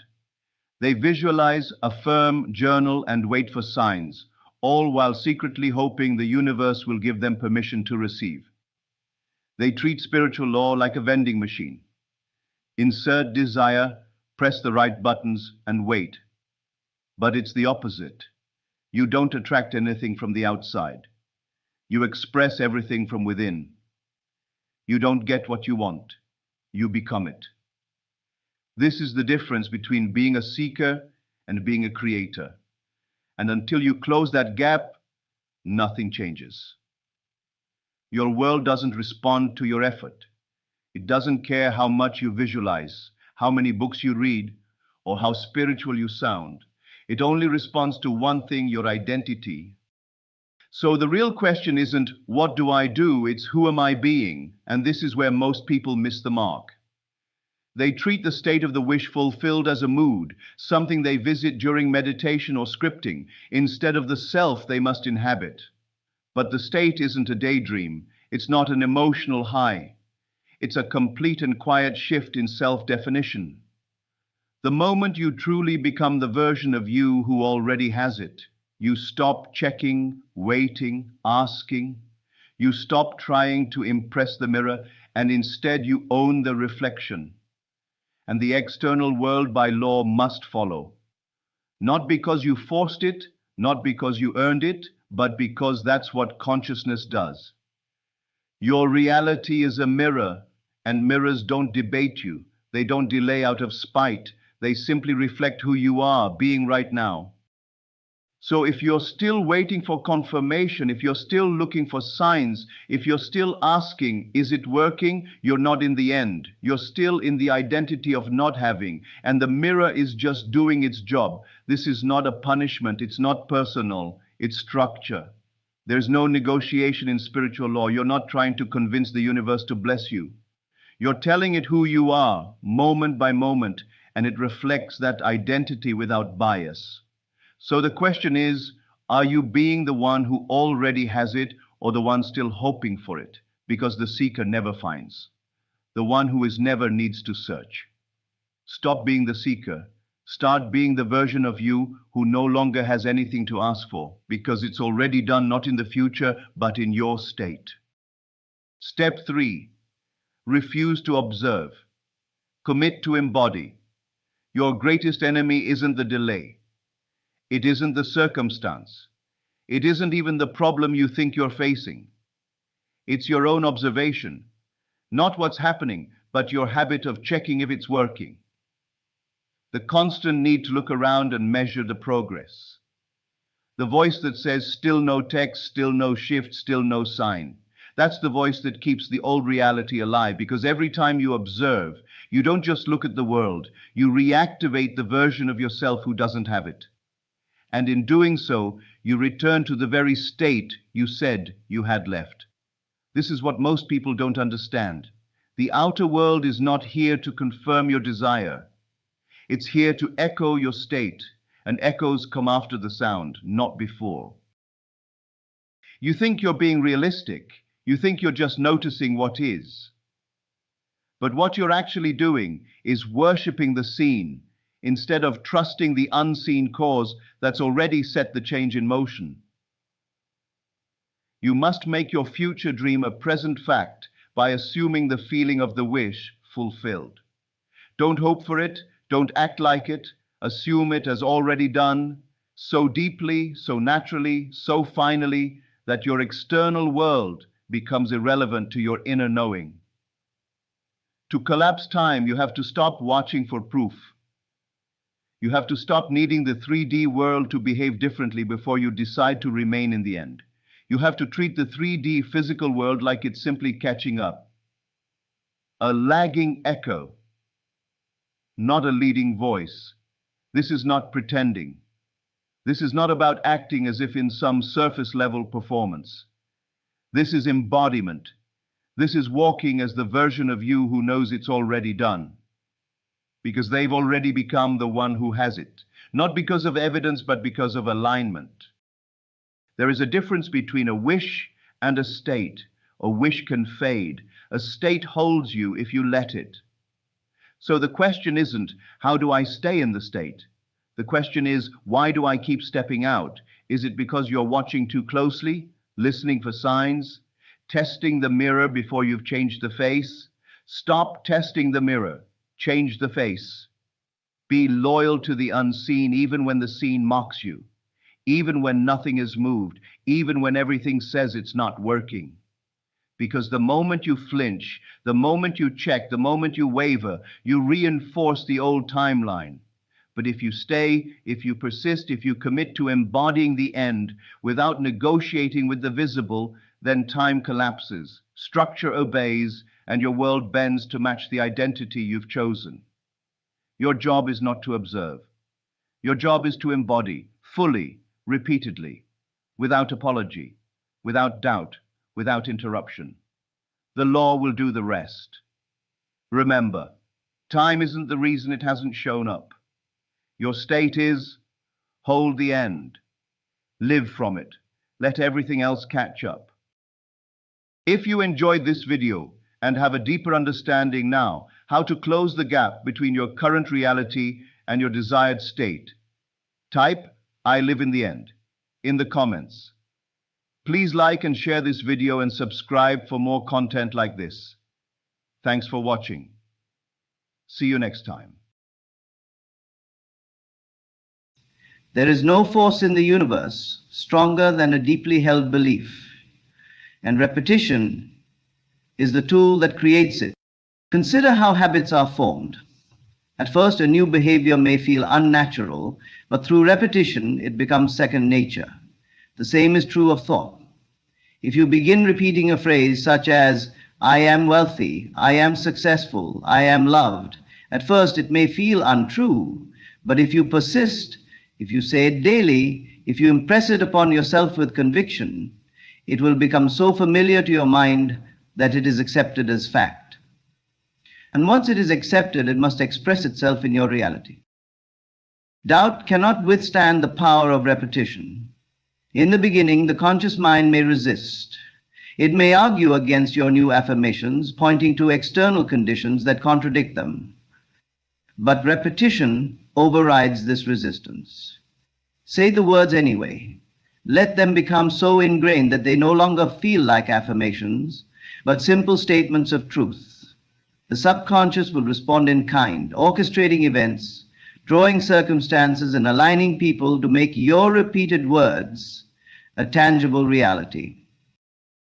This is why the most successful people in any field understand the necessity of repeating their vision, their goals, their affirmations. They do not leave their beliefs to chance. They choose their words carefully and repeat them relentlessly. They understand that the mind is a garden, and repetition is the act of watering the seeds they wish to grow. You are always imprinting upon your subconscious, whether intentionally or not. Every word you say, every phrase you repeat is a command to the unseen forces of creation. Choose wisely. If you desire a life of abundance, repeat words of abundance. If you wish to experience love, repeat words of love. Do not let careless negative words take root in your mind, for they too will manifest. Let repetition become your ally. Speak as if your desires are already fulfilled, and through the power of imprinting, they will become so. Just as water carves through stone, your repeated words will carve the path to your destiny. Gratitude is not merely a polite gesture. It is a powerful force that confirms to the universe that your desire is already yours. Most people wait until they receive something before they express gratitude, but the secret to manifestation is to give thanks in advance. When you feel grateful for something before it appears, you send a signal to the unseen forces of creation that you already possess it, and reality must conform to that belief. The mistake many make is in separating themselves from their desires, believing they exist somewhere in the future, always just out of reach. But gratitude dissolves that illusion of separation. It shifts your awareness from wanting to having, from lack to fulfillment. When you say, "Thank you that I am wealthy, thank you that I am loved, thank you that my desires are fulfilled," you are not hoping or wishing, you are confirming. And confirmation is the bridge between the unseen and the seen. Your subconscious mind responds to feeling, not empty words. This is why gratitude is so effective. It carries a deep emotional charge. When you feel truly grateful, your entire being aligns with the state of having. And when you remain in that state, your external world must shift to match it. The law is simple. What you believe and feel to be true manifests. Gratitude is the emotional proof that you already possess what you seek, and the universe has no choice but to reflect it back to you. Many who struggle with manifestation find themselves trapped in a cycle of wanting. They constantly affirm, visualize, and repeat their desires, but their underlying state is one of lack. They are still waiting for evidence before they allow themselves to believe. But gratitude allows you to bypass this limitation. When you give thanks before seeing results, you are no longer waiting, you are knowing. And knowing is the key to receiving. This is why some people seem to manifest effortlessly. It is not because they are lucky, but because they naturally embody the feeling of already having. They walk in confidence, they feel blessed before the blessing arrives, and because they expect it with unwavering gratitude, it comes. You must live as though your desire is already fulfilled. Speak and think in ways that reflect this truth. Instead of saying, "I hope to receive more money," say, "I am so grateful that money flows to me with ease." Instead of longing for love, say, "I give thanks that I am surrounded by love in all forms." Make gratitude your natural response to life, not just for what you already have, but for what is on its way. Gratitude is the highest form of faith. It shows that you trust the unseen, that you believe in the creative power within you. And faith does not beg or plead, it assumes, it thanks, it rests in the certainty of fulfillment. When you truly grasp this, you will no longer chase after desires, wondering when they will arrive. You will know they are already yours, and through gratitude you will witness them unfold before your eyes. There is no need to chase what is already yours. The moment you declare your desire with conviction, it is set into motion. The unseen forces of creation begin aligning events, people, and circumstances to bring your desire into form. But for many, the greatest obstacle is not in declaring what they want. It is in their inability to let go and trust. They plant the seed, yet they keep digging it up, checking for signs, worrying, doubting, and wondering if it will really happen. This is where faith and detachment must take their rightful place. Detachment is not indifference, it is confidence. It is the deep, unwavering knowing that once you have spoken your desire, it is done. It does not require your constant interference. Just as a farmer does not hover anxiously over his crops, wondering if they will grow, you too must trust that the seed of your word is already working beneath the surface. Your role is to assume its fulfillment, not to force it into being. Many fall into the trap of begging and chasing, believing that the harder they try, the faster their desires will manifest. But effort born of desperation only reinforces the idea that the desire is not yet yours. This is why those who are desperate for love often repel it, why those who chase money seem to struggle endlessly, and why those who are anxious about success never seem to grasp it. Their focus remains on the lack of what they seek, rather than on the certainty of its arrival. Faith is the bridge between the unseen and the seen. When you truly believe that what you have declared is already set in motion, you do not need to see evidence before you rest in the assurance of its fulfillment. You simply know. This knowing allows you to move through life with ease, free from doubt, free from worry, and free from the exhausting need to force things into being. Consider the air you breathe. You do not chase after it, nor do you wonder if it will be available to you. You trust in its presence. You do not panic, question, or beg for each breath. You simply inhale, knowing it is there. This is the same level of trust you must cultivate with your desires. The moment you declare it, it is already in motion. You do not need to grasp or cling. You only need to trust. And when you embody this mindset, you free yourself from unnecessary struggle.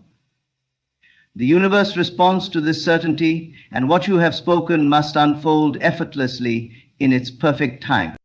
Let go of the need to control. Speak your words, declare your vision, and then release it with absolute trust.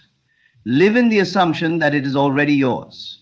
Walk in the confidence that the moment you spoke it, the universe heard you. And when you least expect it, when you are no longer grasping or searching, your desire will manifest in ways more perfect than you could have ever imagined. The power to create your reality has always been within you. Every word you speak, every assumption you hold, and every emotion you embrace shapes the world around you. When you understand that your words are commands to the subconscious, that assumption solidifies reality. That repetition imprints your desires, and that gratitude confirms their fulfillment.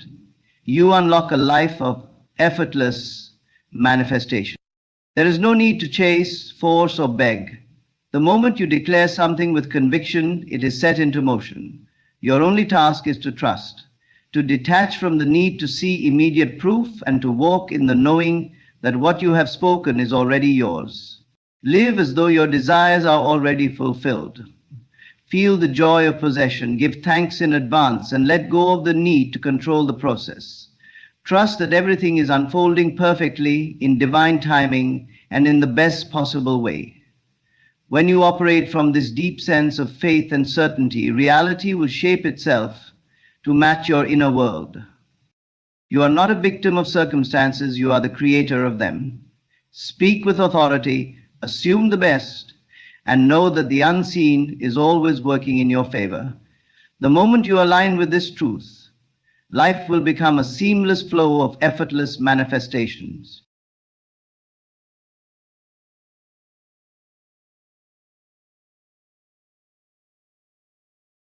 You see, the quantum field, the unified field of all possibilities, doesn't respond to what we want.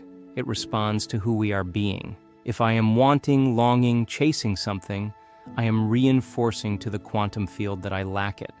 I am broadcasting a signal of separation rather than connection. But when I become silent, when I go inward and truly embody the state of already having the thing I desire, I am aligning myself with the reality where that future already exists.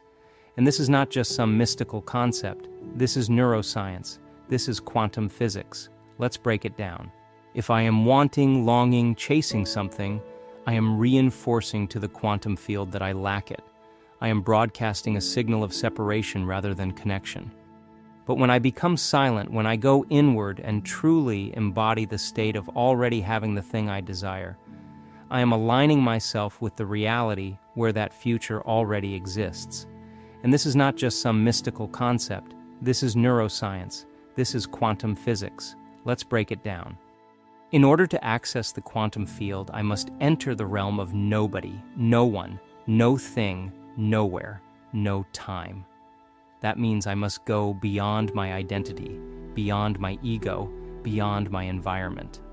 I must enter the present moment completely, and silence is the doorway. Most people are caught in the noise of their external world. Their five senses tell them that their current reality is their only reality. But if I define my reality by what I perceive, I am enslaved by the past, because everything I experience through my senses has already happened. So what do?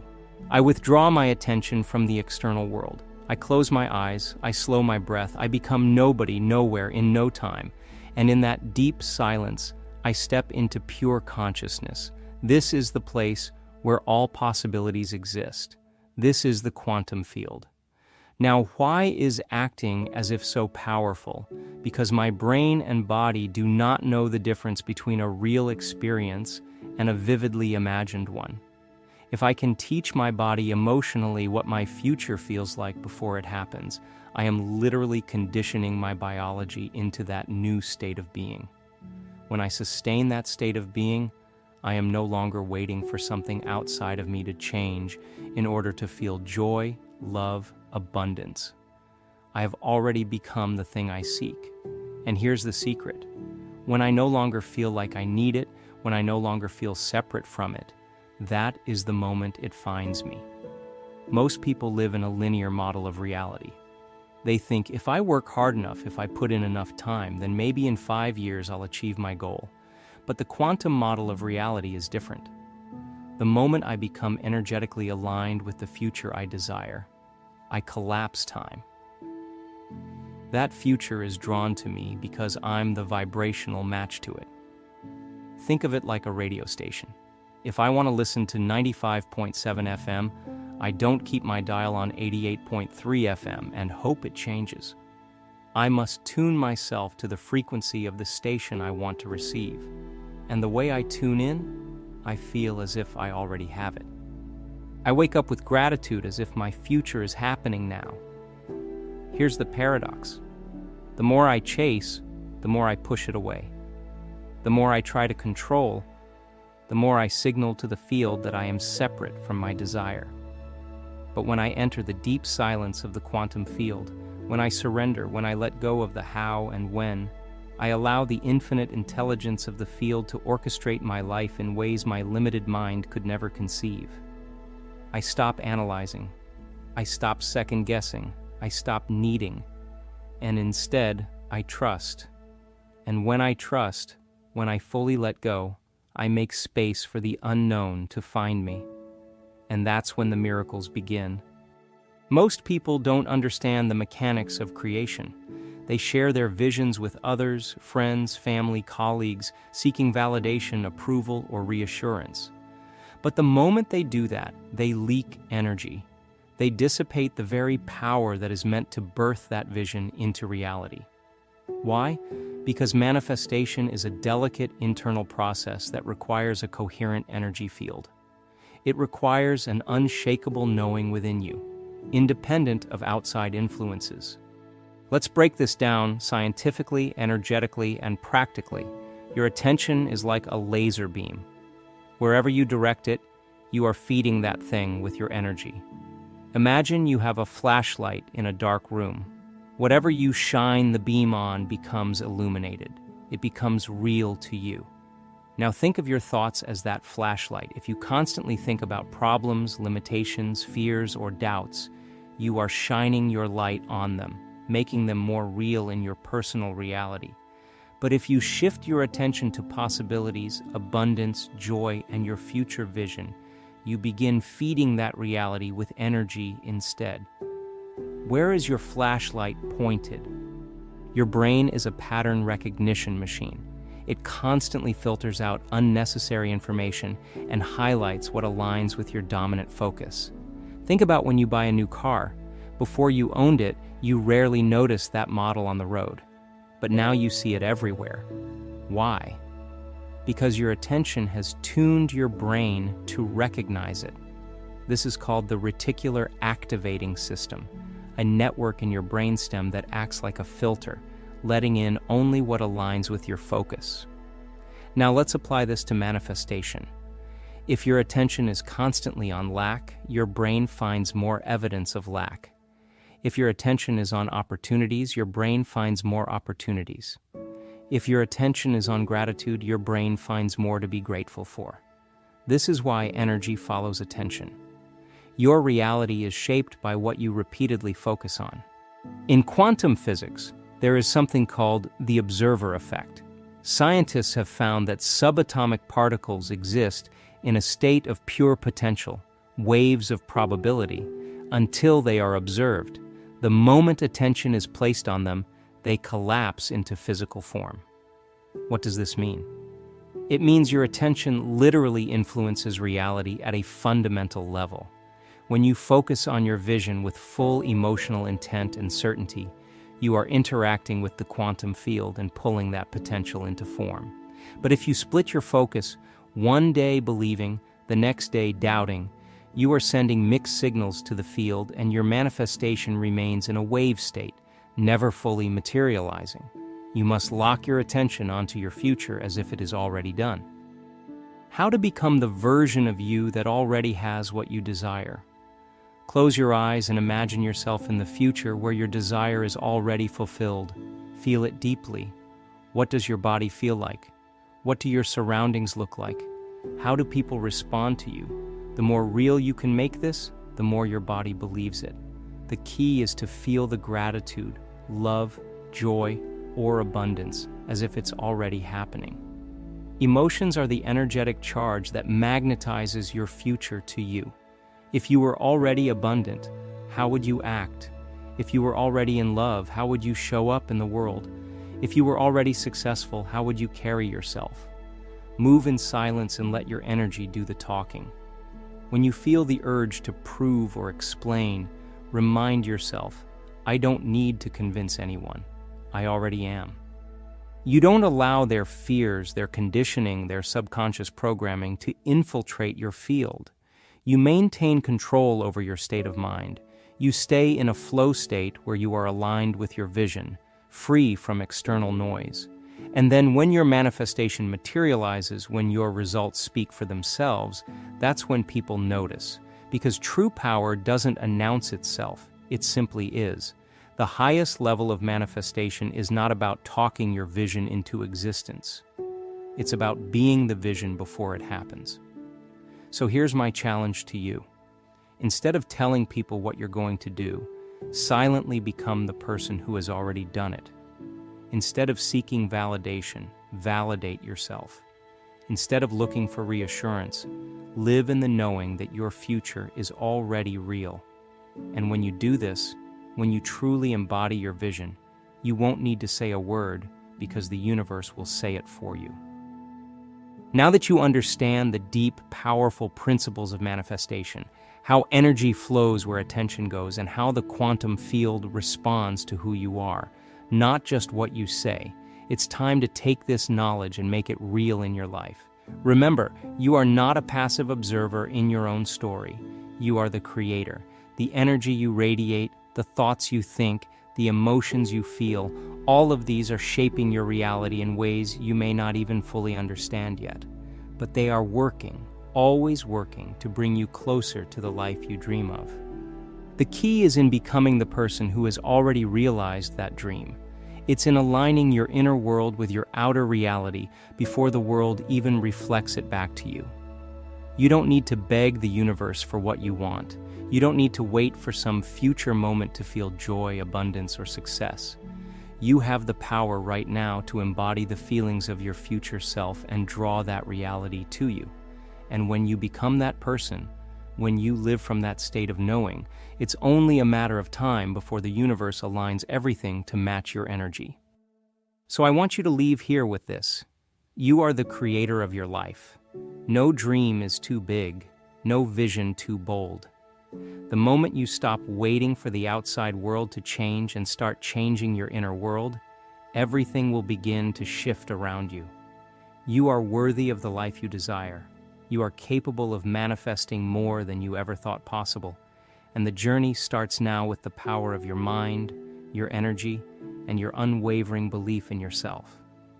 Keep your focus clear, keep your heart open, and keep your energy aligned with your highest vision. The world is waiting for you to show up and create something extraordinary.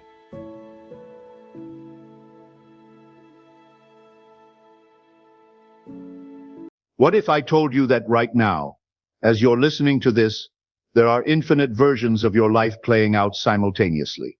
Versions where you're living exactly what you dream of, where every door opens effortlessly, where abundance flows naturally. They're not fantasies. They're actual realities existing in parallel dimensions, just waiting for you to tune into their frequency. But here's what nobody tells you about why you're stuck in this particular version, experiencing the same patterns, the same struggles, the same disappointing outcomes over and over again. You think you're trapped by circumstances, by bad luck, by timing. But the truth is far more empowering than that. You're broadcasting a signal. Every second of every day, your thoughts, emotions, and physical state are transmitting a specific frequency into what quantum physicists call the field of infinite potential. And that field, it's been responding perfectly to your signal all along. The problem is, You've been unconsciously broadcasting the frequency of your current reality instead of your desired one. Most people spend their entire lives trying to change their circumstances while completely ignoring the transmitter themselves. They're like someone trying to change the radio station by yelling at the speakers instead of turning the dial. And then they wonder why the same song keeps playing. But what if changing your reality was actually simpler than you've been told? What if it wasn't about working harder, pushing more, or even believing stronger? What if it was about something far more elegant, becoming the person who naturally lives in that reality? Let me share something that will completely shift how you see this. Every great breakthrough in human history, from Tesla's electrical innovations to Einstein's relativity, came from people who understood that reality isn't fixed. They knew that consciousness and physical reality are intimately connected, that observation literally changes what we observe. Tesla himself said, "If you want to find the secrets of the universe, think in terms of energy, frequency, and vibration." He wasn't speaking metaphorically. He was giving us the actual operating manual for reality. And here's something incredible. Tesla discovered these principles by tuning into frequencies that others couldn't perceive. He would literally visualize his inventions in complete detail, run them in his mind for weeks, make adjustments, and only then build the physical version. He was manipulating reality at the quantum level, before quantum physics even existed as a field of study. But Tesla wasn't unique in this ability. Throughout history, visionaries from Leonardo da Vinci to Steve Jobs all operated from this same understanding. They didn't just have good ideas. They learned to align their consciousness with realities that didn't yet exist in physical form. They became bridges between the quantum field of possibility and the material world. Here's where it gets fascinating. Modern neuroscience has discovered that 95% of your daily actions come from your subconscious mind, the part that's been programmed by every experience, trauma, and belief you've accumulated throughout your life. So while your conscious mind is declaring, "I want abundance," your subconscious might be broadcasting, "I'm not worthy of receiving it," based on something that happened when you were 7 years old. This is why affirmations feel empty for so many people. This is why vision boards collect dust. This is why you can read every manifestation book and still find yourself in the same exact patterns. You're trying to override a 95% signal with a 5% intention. But here's the fascinating part about how your subconscious actually works. It doesn't distinguish between what's real and what's vividly imagined. It doesn't understand time, past, present, and future are all processed the same way. This is why trauma from decades ago can still trigger the same stress response as if it's happening right now. But it's also why you can literally program new realities into your system. Think about this. Every night when you dream, your subconscious mind accepts the most bizarre scenarios as completely real. You're flying, talking to deceased relatives, living in impossible landscapes, and none of it seems strange while you're experiencing it. Your nervous system responds as if these dream experiences are actually happening. Your heart rate changes. You produce stress hormones. You experience genuine emotions. This reveals something profound about the nature of reality itself. Your nervous system doesn't know the difference between a vividly imagined experience and a real one. When you truly embody the feeling of already living your desired reality, not just thinking about it, but feeling it in your body, breathing it, moving from that place, your nervous system starts encoding those experiences as memories. Scientists studying the brain have found that when people repeatedly visualize specific experiences with full sensory detail, the same neural networks activate as when they actually live those experiences. Your brain literally begins to remember a future that hasn't happened yet. This creates what researchers call prospective memory. Your mind starts expecting these experiences to occur because they already feel familiar. Think about that for a moment. You can literally create memories of a future that hasn't happened yet. And once your subconscious mind recognizes these experiences as familiar, it stops resisting them and starts seeking them out. It begins to notice opportunities, synchronicities, and possibilities that align with these remembered futures. This is why certain numbers, symbols, and frequencies feel so powerful to people. Your consciousness naturally recognizes universal patterns because you're made of the same fundamental vibrations. When you encounter sacred geometry or specific number sequences like 369 or 777, you're not having a mystical experience. You're literally tuning your biofield to align with universal harmonics. Ancient civilizations understood this perfectly. The Egyptians built their pyramids using precise mathematical ratios that create specific frequencies. The Great Pyramid of Giza, for instance, incorporates the golden ratio and generates electromagnetic frequencies that researchers are only now beginning to understand. Indigenous cultures worldwide used drumming and chanting to shift consciousness and reality. They weren't engaging in superstition. They were working with quantum mechanics before we had words for it. Consider the Aboriginal concept of dream time. They understood that there's a dimension where all possibilities exist simultaneously, and that skilled individuals could navigate between different reality streams. Tibetan monks have been documenting techniques for consciousness-based reality shifting for over 1,000 years. Hindu scriptures describe multiple layers of reality that consciousness can access through specific practices. These weren't primitive belief systems. These were sophisticated technologies of consciousness that modern science is only now beginning to validate. Researchers studying advanced meditators have found that they can literally change their brainwave patterns at will, accessing states of consciousness that correlate with increased intuition, expanded awareness, and what can only be described as direct knowing. But here's where most people get tripped up. They think transformation requires massive dramatic changes. They're waiting for some cosmic permission slip or external validation before they start living differently. But quantum reality responds to coherence, not magnitude. A small action performed with pure aligned intention carries more vibrational power than a huge gesture performed from desperation. Let me give you a concrete example. If you're shifting toward prosperity, embodiment might mean breathing deeply when scarcity thoughts arise instead of spiraling into panic. It might mean expressing genuine gratitude for the money you do have, amplifying the signal of I am provided for. It might mean spending with presence and trust rather than fear and shame. But let's go deeper into what this actually looks like in practice. Say you're in line at the grocery store and you notice yourself calculating every purchase, feeling anxious about money. The old version of you would either suppress this feeling or get caught in a spiral of worry. The quantum-aligned version recognizes this as an opportunity to shift frequency. You take 3 conscious breaths, place your hand on your heart, and remember, I am supported. Resources flow to me easily. You make your purchases from a place of trust rather than fear. This might seem like a small thing, but here's what's happening at the quantum level. Every time you choose the new response over the old pattern, you're literally rewiring your nervous system. You're creating new neural pathways that support abundance consciousness. You're transmitting a different frequency to the field, and the field is always listening, always responding. The version of you who has what you desire isn't waiting in some distant future. They're vibrating right now on a frequency you can access today. The question is, are you willing to tune into it before you see the evidence? This is where it gets really interesting.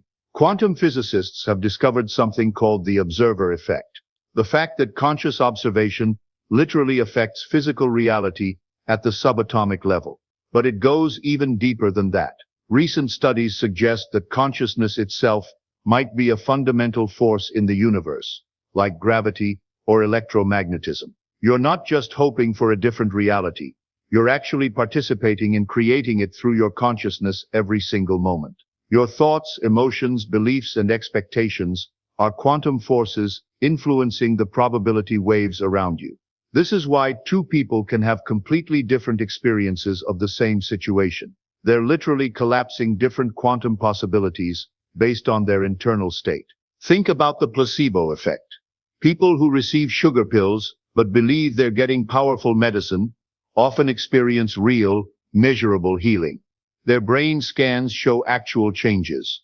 Their blood work improves. their symptoms disappear. The belief literally becomes biology. In some studies, the placebo effect has been shown to be as powerful as actual medications for conditions ranging from depression to chronic pain. Now expand that concept beyond medicine. What if your beliefs about money, relationships, health, and success are creating measurable effects in those areas? What if every limiting belief you carry is literally programming your reality to reflect those limitations? And what if every empowering belief you truly embody is programming reality to reflect those possibilities? There's a study that perfectly illustrates this. Researchers took hotel housekeepers and divided them into two groups. They told one group that their daily work, cleaning rooms, making beds, vacuuming, was actually excellent exercise that met all the Surgeon General's recommendations for physical activity. The other group received no information. After just 4 weeks, the group that was told their work was exercise showed significant improvements in weight, body fat, blood pressure, and overall health. Same work, same routine, different belief about what they were doing. Their beliefs literally changed their biology. But here's the encouraging part. You don't need to fight your current signal. You just need to stop reinforcing it. Every time you catch yourself thinking, feeling, or acting from the old reality, and gently guide yourself back to the new frequency, you strengthen the transformation. The most successful reality shifters I've studied don't just think about their desired outcomes. They live in them mentally and emotionally multiple times per day, until those experiences feel more real than their current circumstances. They're literally rehearsing their new reality until it becomes the dominant program in their subconscious mind. I know someone who was struggling financially for years. She tried everything: budgeting, side hustles, manifestation techniques, but nothing seemed to work. Then she started spending 20 minutes every morning vividly imagining herself as someone who was naturally abundant. Not just visualizing money, but embodying the feeling of being someone for whom money flows easily. She imagined how she would walk, talk, make decisions, interact with others from this abundant state. She pictured herself confidently investing, generously tipping, buying gifts without calculating the cost. She felt the relaxation in her shoulders when money wasn't a constant worry. She experienced the freedom of making choices based on joy rather than financial limitations. After about 6 weeks of this practice, opportunities started appearing that she'd never noticed before. Within 6 months, her income had tripled, not through any dramatic external change, but through a shift in how she was showing up in the world. The key wasn't that she visualized money coming to her. The key was that she became the type of person that money naturally flows to. She aligned her frequency with abundance consciousness. There's a technique I want to share with you that can accelerate this entire process. It's called coherent breathing, and it's incredibly simple. When you breathe in a rhythm of 5 seconds in and 5 seconds out, you naturally shift your nervous system into a state of coherence. In this state, your heart, mind, and emotions synchronize, creating an incredibly powerful electromagnetic field. Your heart actually has its own neural network, literally a heart brain with over 40,000 neurons. The electromagnetic field generated by your heart is 5,000 times stronger than your brain's field and can be measured several feet away from your body. When your heart rhythms become coherent through practices like gratitude or compassion, this creates a cascade of positive changes throughout your entire system. But let's go deeper into the science of this. The HeartMath Institute has been studying heart coherence for over 30 years. They found that when your heart rhythm patterns become coherent, it triggers a favorable shift in your nervous system. Your parasympathetic nervous system activates, stress hormones decrease, and anti-aging hormones increase. Your immune function improves dramatically. Your brain synchronizes with your heart, leading to enhanced cognitive function, emotional stability, and intuitive insight. Even more fascinating, they've discovered that one person in a state of heart coherence can measurably affect the heart rhythms of people around them. When researchers monitor the heart rhythms of people in the same room, they find that one person's coherent state can influence everyone else's physiology. This suggests that coherence is literally contagious at an energetic level. This has profound implications for reality creation. When you're in a state of coherence, you're not just changing your internal state, you're affecting the quantum field around you. You're becoming a source of coherent energy that influences probability waves in your favor. But here's what I need you to understand. This isn't about perfection. You will wobble, you will slip back into old patterns. You'll catch yourself thinking negatively, feeling fearful, or acting from scarcity. This doesn't mean you're doing it wrong. This is part of the process. The power isn't in never falling. It's in how quickly you return. Every time you notice yourself slipping into the old frequency and choose coherence over chaos, you reinforce the new reality. It's like training a muscle. Each time you catch yourself and consciously choose the aligned response, you're strengthening your capacity to hold the new frequency. Most people approach this like a single event. They visualize, they affirm, they wait. And when results don't appear immediately, they collapse back into the old frequency, not understanding that the true magic is in staying. Sustainability is the master key of quantum breakthrough. This means developing the emotional and energetic capacity to return again and again to alignment, not forcing yourself to feel positive all the time, but learning to catch yourself when you're off track and gently choose the new reality instead. Let me share what this looks like in daily life. You wake up and before your feet hit the floor, you ask yourself, what frequency am I bringing into today? You notice if you're carrying anxiety about your to-do list or trust that everything will flow. You set an intention to embody your desired reality throughout the day. As you go through your morning routine, you pay attention to how you're moving through space. Are you rushing and stressed, or moving with the grace of someone who trusts that there's always enough time? When you interact with others, are you coming from a place of need and scarcity, or from wholeness and abundance? Throughout the day, you practice what I call micro-alignment. These are small moments where you consciously choose the new reality over the old pattern. Maybe it's speaking up in a meeting instead of staying silent. Maybe it's choosing to trust instead of worry when your partner is late coming home. Maybe it's deciding to rest when you're tired instead of pushing through from old programming that equates busyness with worthiness. Each of these moments seems insignificant, but they're actually quantum choice points. Each time you choose alignment over old patterns, you're literally shifting your reality at the fundamental level. Here's something crucial about your environment. Quantum entanglement applies to consciousness too. When two particles become entangled, changing one instantly affects the other regardless of distance. Science has proven this phenomenon at the subatomic level, but the implications extend far beyond physics. You become entangled with the consciousness of people you spend time with, places you frequent, even content you consume. If you're constantly surrounded by people who complain, focus on problems, and operate from victim consciousness, their quantum field will continuously pull you back toward those patterns. It's not their fault, and it's not yours. It's just physics. This is why during periods of intensive transformation, many successful reality shifters temporarily limit their exposure to certain people, environments, and even news or social media. They're not being antisocial or spiritual snobs. They're managing their quantum environment to support their new reality rather than reinforce their old one. I had a client who was shifting from a pattern of toxic relationships to attracting healthy love.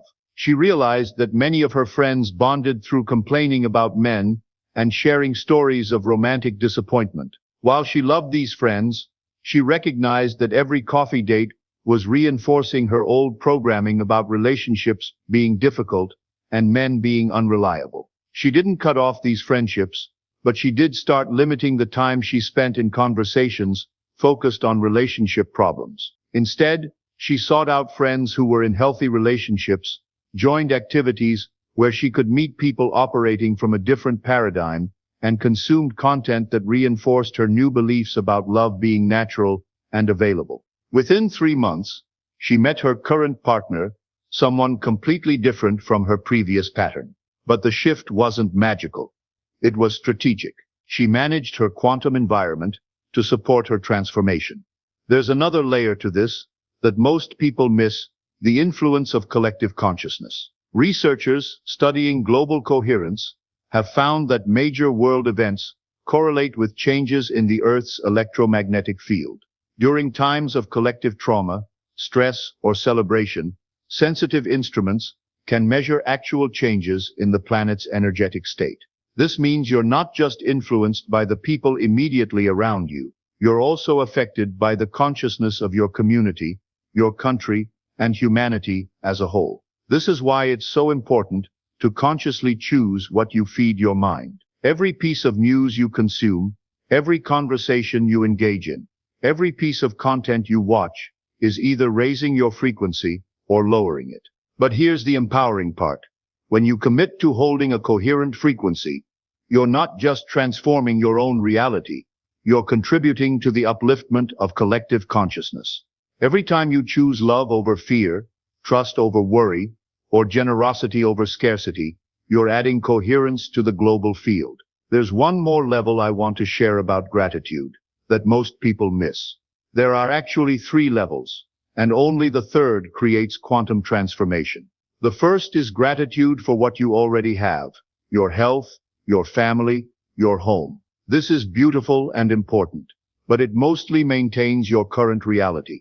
It keeps you in appreciation of the present, without necessarily creating momentum for change. The second is gratitude for positive changes that are happening, new opportunities, improving relationships, increasing abundance. This accelerates positive momentum and helps you recognize and appreciate progress as it unfolds. But the third level is where quantum magic happens.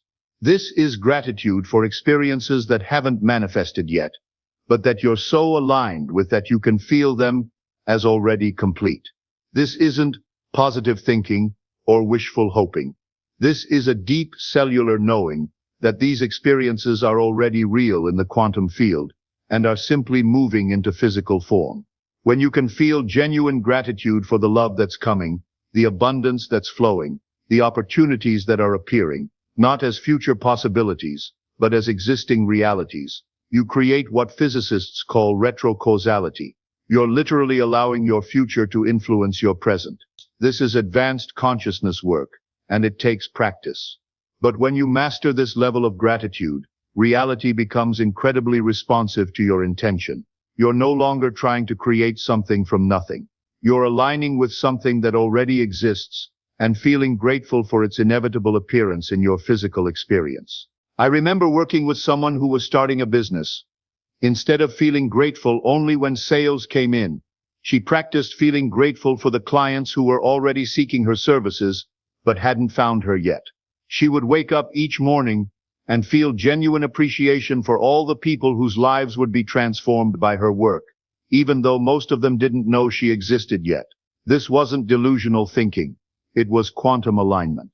Within 6 months, her business had exceeded her first-year goals. But more importantly, she enjoyed the journey because she was living in gratitude rather than constantly focused on what was lacking. Let me share something about the role of resistance that might surprise you. Most people think resistance is the enemy of transformation. They try to push through it, overcome it, or eliminate it entirely. But resistance is actually information. It's your system's way of showing you exactly where your old programming is stored. When you feel resistance to taking an aligned action, your nervous system is essentially saying, this feels unfamiliar and potentially dangerous. Let's stick with what we know. But what it doesn't realize is that what feels safe is actually keeping you trapped in outcomes you don't want. So instead of fighting resistance, you can use it as a compass. The things you feel most resistant to are often exactly the actions that will create the biggest shifts in your reality. Not because struggle is necessary, but because these actions represent the biggest departures from your old programming. There's something else I want to address about timing that causes a lot of people to give up just before their breakthrough. Quantum reality doesn't operate on linear time, the way our minds expect it to. Sometimes changes happen instantly. You shift frequency and immediately notice synchronicities, opportunities, or shifts in how people respond to you. But sometimes there's what I call a gestation period, where you're holding the new frequency, but the physical reality is still catching up. This is similar to planting a seed. Just because you don't see the plant immediately doesn't mean nothing is happening. Below the surface, roots are growing, the soil is shifting, energy is building. During these gestation periods, it's crucial to maintain your frequency without getting discouraged by the lack of visible progress. This is where most people falter. They start strong, hold the new frequency for a few weeks or months, but then get discouraged when they don't see dramatic external changes and slip back into old patterns. But here's what's actually happening during these periods. Your external reality is reorganizing to match your new frequency. Opportunities are aligning. People are being moved into position. Circumstances are shifting in ways you can't yet see. The field is responding to your signal, but it takes time for complex changes to manifest in physical form. Think of it like ordering something online. The moment you place the order and pay, that item belongs to you. It's already yours, even though it hasn't arrived yet. You don't keep reordering because you don't see it immediately. You track the package and trust the process. The same principle applies to reality creation. The moment you truly align with a new frequency and hold it consistently, that reality belongs to you. It's already yours in the quantum field. Now it's just a matter of maintaining the frequency while it makes its way into physical form. I want to share one more crucial element about why some people experience rapid manifestations while others seem to struggle. It comes down to what I call energetic attachment to outcomes. When you're desperately attached to a specific result happening in a specific time frame, you're actually broadcasting the frequency of lack and need rather than abundance and trust. The quantum field responds to your energetic state, not your mental desires. So when you're pushing, forcing, or anxiously waiting for something to manifest, you're transmitting the signal that you don't have it yet, that you're incomplete without it. And the field keeps reflecting that incomplete state back to you.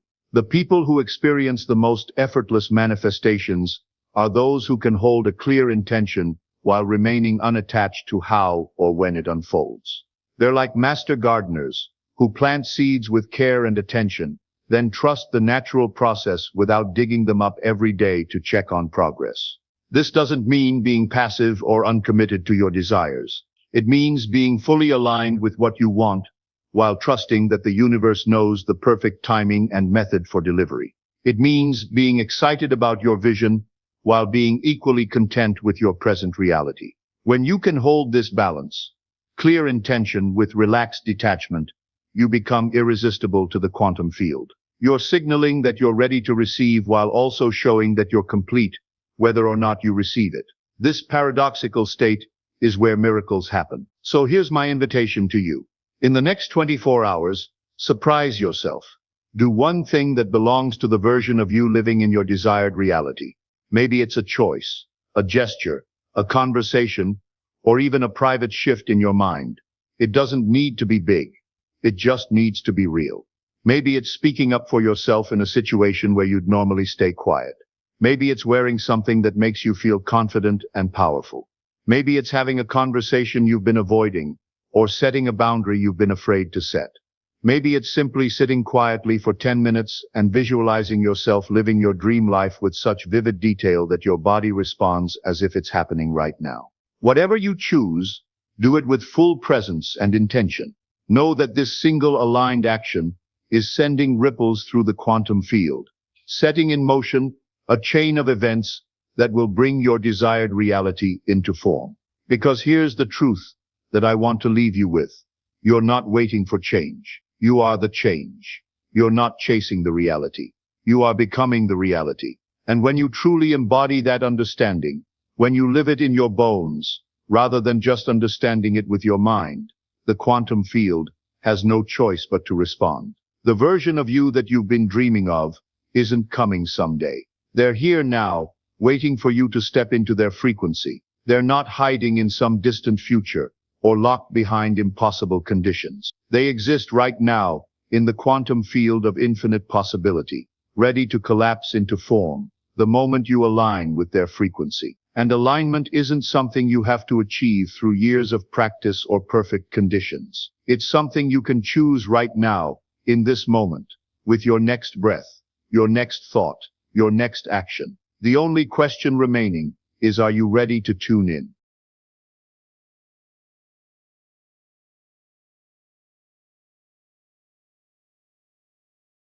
My friends, I tell you tonight that success, happiness, and love are not somewhere out there, beyond your reach, waiting to be captured through endless striving. Everything you have ever desired or longed for exists now, in this very moment, within you. You have been taught, have you not, to pursue happiness, to run after love, to chase wealth. Yet in all this pursuit, you lose sight of the one fundamental principle that shapes your entire world. What you seek is seeking you, and it is your imagination, not your effort, that draws it to you. Listen carefully. Every desire is a seed planted in the garden of your imagination. It is not through struggle that this seed bears fruit, but through your ability to assume its fulfillment here and now. What would your life be like if you stopped running after your dreams and instead lived as though they were already true? What if, instead of chasing, you became the person who naturally experiences those desires? This, my friends, is the law of assumption, the secret to bringing what you desire into your life effortlessly. You do not have to toil to create a reality where your wish is fulfilled. All you need to do is close your eyes, dwell in the feeling of that wish fulfilled, and trust that it is already done. Let go of the need to chase. Chasing is seated in doubt. It tells the universe that you do not yet believe in your own power to create. Instead, rest in the quiet confidence that the moment you desire something, it is already yours. By assuming the feeling of that desire fulfilled, you send out a vibrational signal that aligns all circumstances, events, and people to bring it to pass. Look around you. What are you chasing? What are you pursuing in the outer world that could so easily be found within? Your only task is to dwell in the state of your fulfilled desire. Do not concern yourself with how it will come. That is not your work. The how belongs to the unseen forces that respond to your inner world. Your job is to remain steadfast in the feeling of the wish fulfilled, and let the pieces of life arrange themselves to match it. Life is not a race. It is a divine unfolding. When you rest in the knowing that what you seek is already coming to you, you will stop running in circles. You will stand still in the silence of your being and know that everything you desire is making its way to you now. I ask you, what if you could stop chasing happiness? What if you could let it come to you by simply assuming that you are already happy? What if, instead of chasing love, you assumed that you were already loved deeply and fully? And what if, instead of chasing after success, you lived in the end, seeing yourself already in possession of the life you long for? Stop chasing and start creating within. Let your imagination lead the way, and trust that the world outside will conform to the vision you hold within. This is the secret. This is the law. You need not struggle for what is already yours. Assume the feeling of your wish fulfilled, and let it come to you. It will, as surely as the sun rises, for your assumption is the bridge that carries you from desire to fulfillment. So be still, and know that it is done. To assume the feeling of the wish fulfilled means to inhabit the emotional and mental state of having already achieved what you desire, even if there is no outward evidence of it yet. This is the key to unlocking the creative power within you. When you imagine your desire as a present reality, you are shifting your consciousness to the state where that desire already exists. The world around you, though it may not immediately reflect your inner vision, will begin to reorganize itself to match the state you occupy within. I have always emphasized that your inner world, your thoughts, feelings, and beliefs are what shape your external reality. Therefore, if you wish to manifest something, you must not merely think about it or hope for it in the future. You must feel it as if it is already here. This goes beyond wishful thinking or positive affirmations. It is about genuinely becoming the version of yourself who has already received what you desire. For instance, if you desire financial abundance, assuming the feeling of the wish fulfilled means you would feel as though you are already wealthy. You would no longer worry about money or act out of lack, because in your inner world, you are already living in abundance.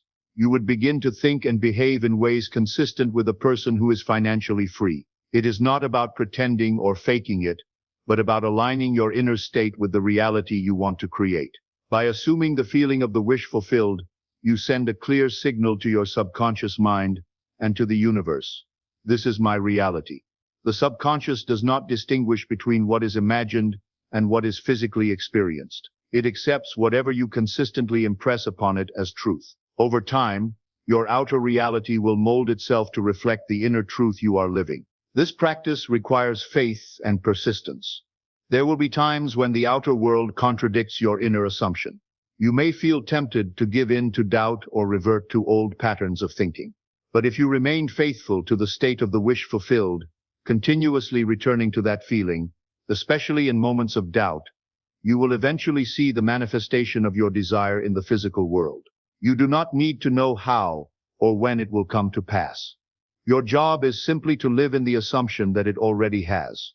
The how will be taken care of by the unseen forces at work behind the scenes. When you assume the feeling of the wish fulfilled, you bypass the need to control the external circumstances and instead focus on the only thing within your control, your inner state. In this way, you become the creator of your reality, not by force or effort, but by aligning your inner world with the experience of your desire already being fulfilled. When you remain faithful to this state, the outer world will in time reflect your inner conviction. Be still and know is a powerful principle that speaks to the essence of faith and trust in the creative process.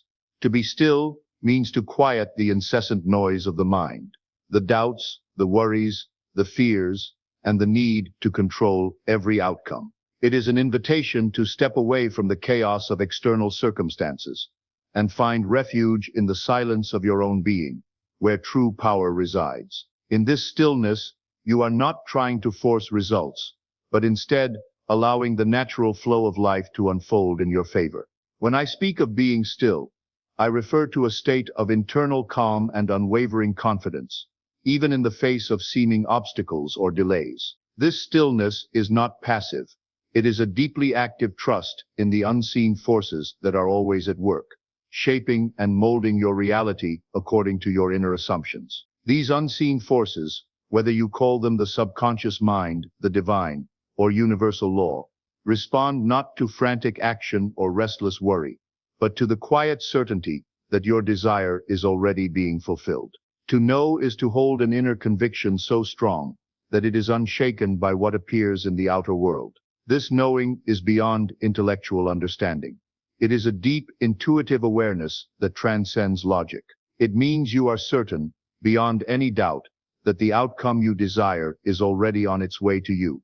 Or better yet, it already exists in a realm beyond your current perception. This knowing is the essence of faith, the kind of faith that moves mountains. In stillness, you tap into a higher state of consciousness, where the need to struggle or strive fades away.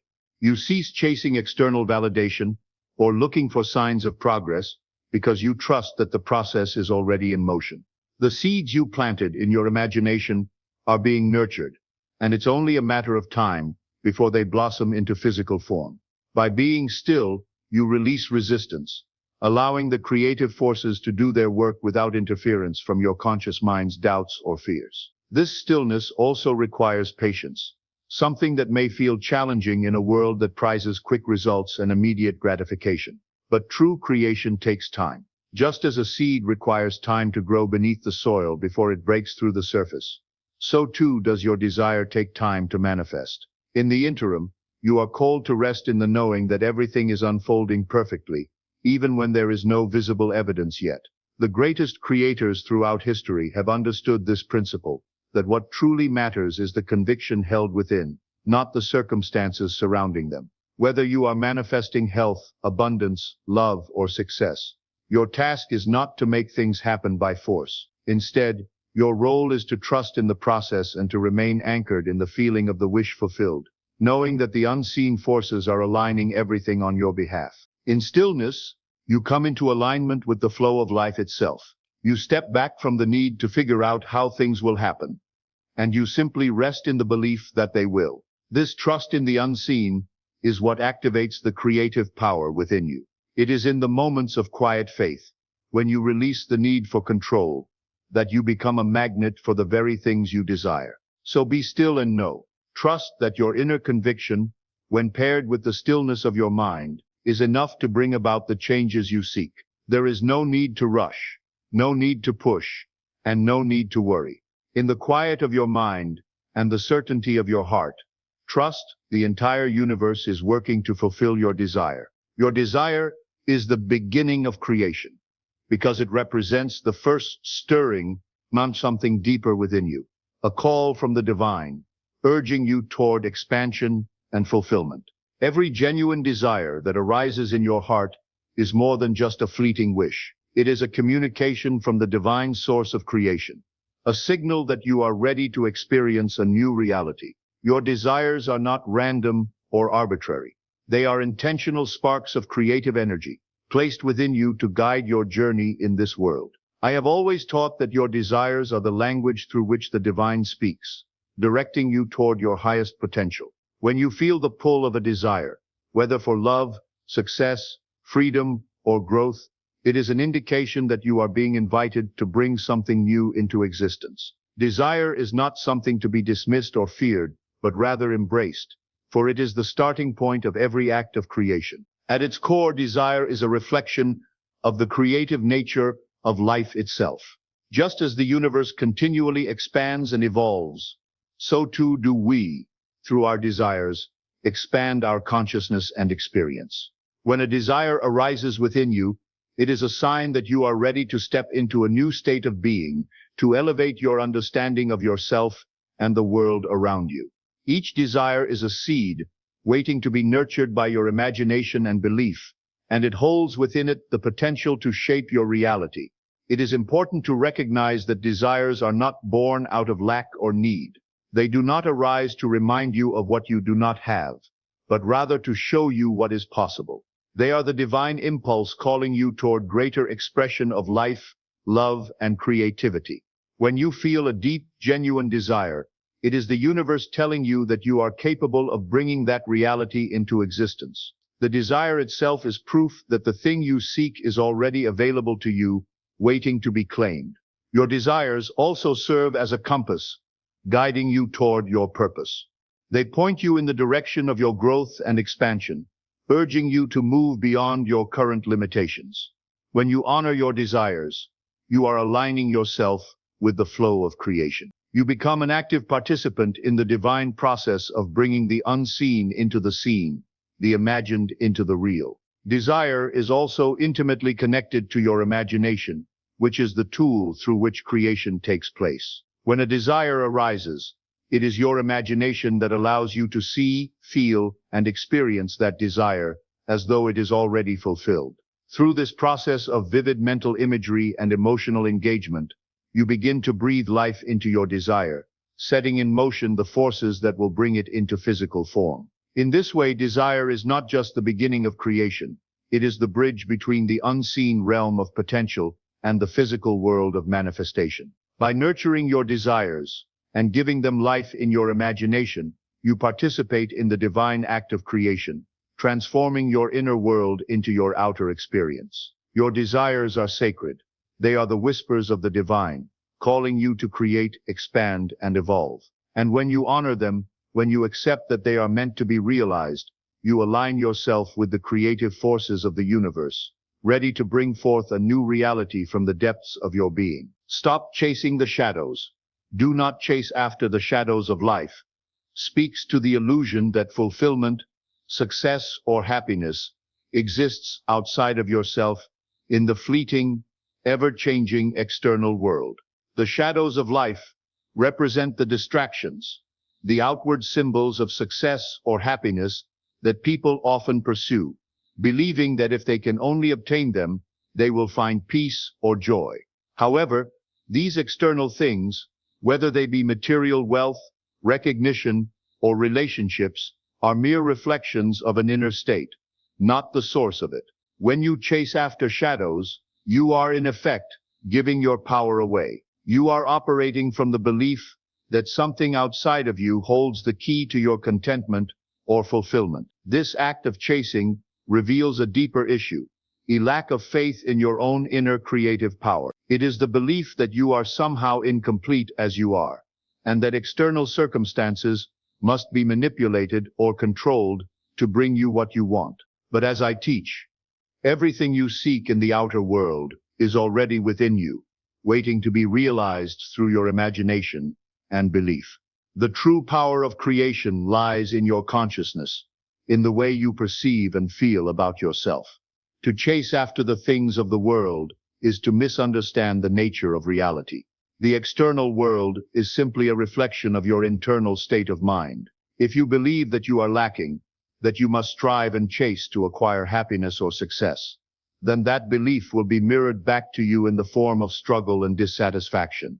On the other hand, when you realize that you already possess everything you need within, through your ability to imagine, assume, and believe, you no longer feel the need to chase anything. Instead, you become a conscious creator, drawing the things you desire to you effortlessly. Chasing the shadows of life keeps you in a perpetual state of wanting, of believing that something out there will complete you or bring you what you desire.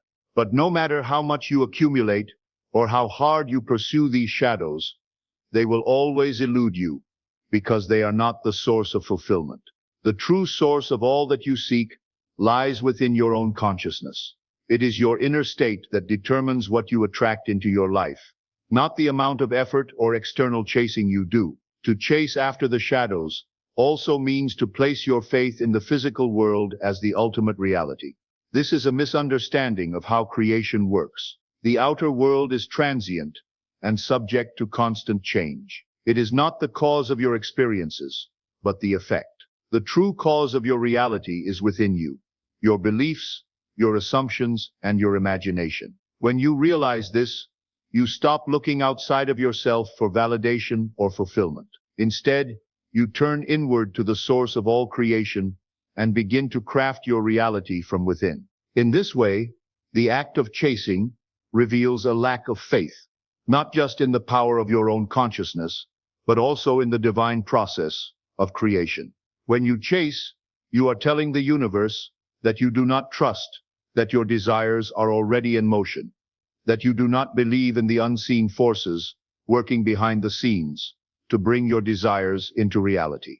Chasing creates resistance because it is rooted in fear and doubt, the fear that you will not get what you want unless you force it into being. Instead of chasing, you are called to recognize that you are already the source of everything you desire. The love, success, abundance, or peace you seek are not outside of you.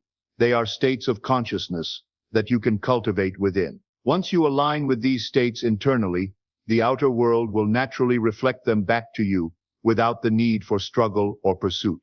You do not need to run after the shadows of life when you understand that the light is within you. Living in the end is the key to manifestation. Living in the end is a central principle in my teachings, emphasizing the importance of mentally and emotionally dwelling in the state of your desire already being fulfilled.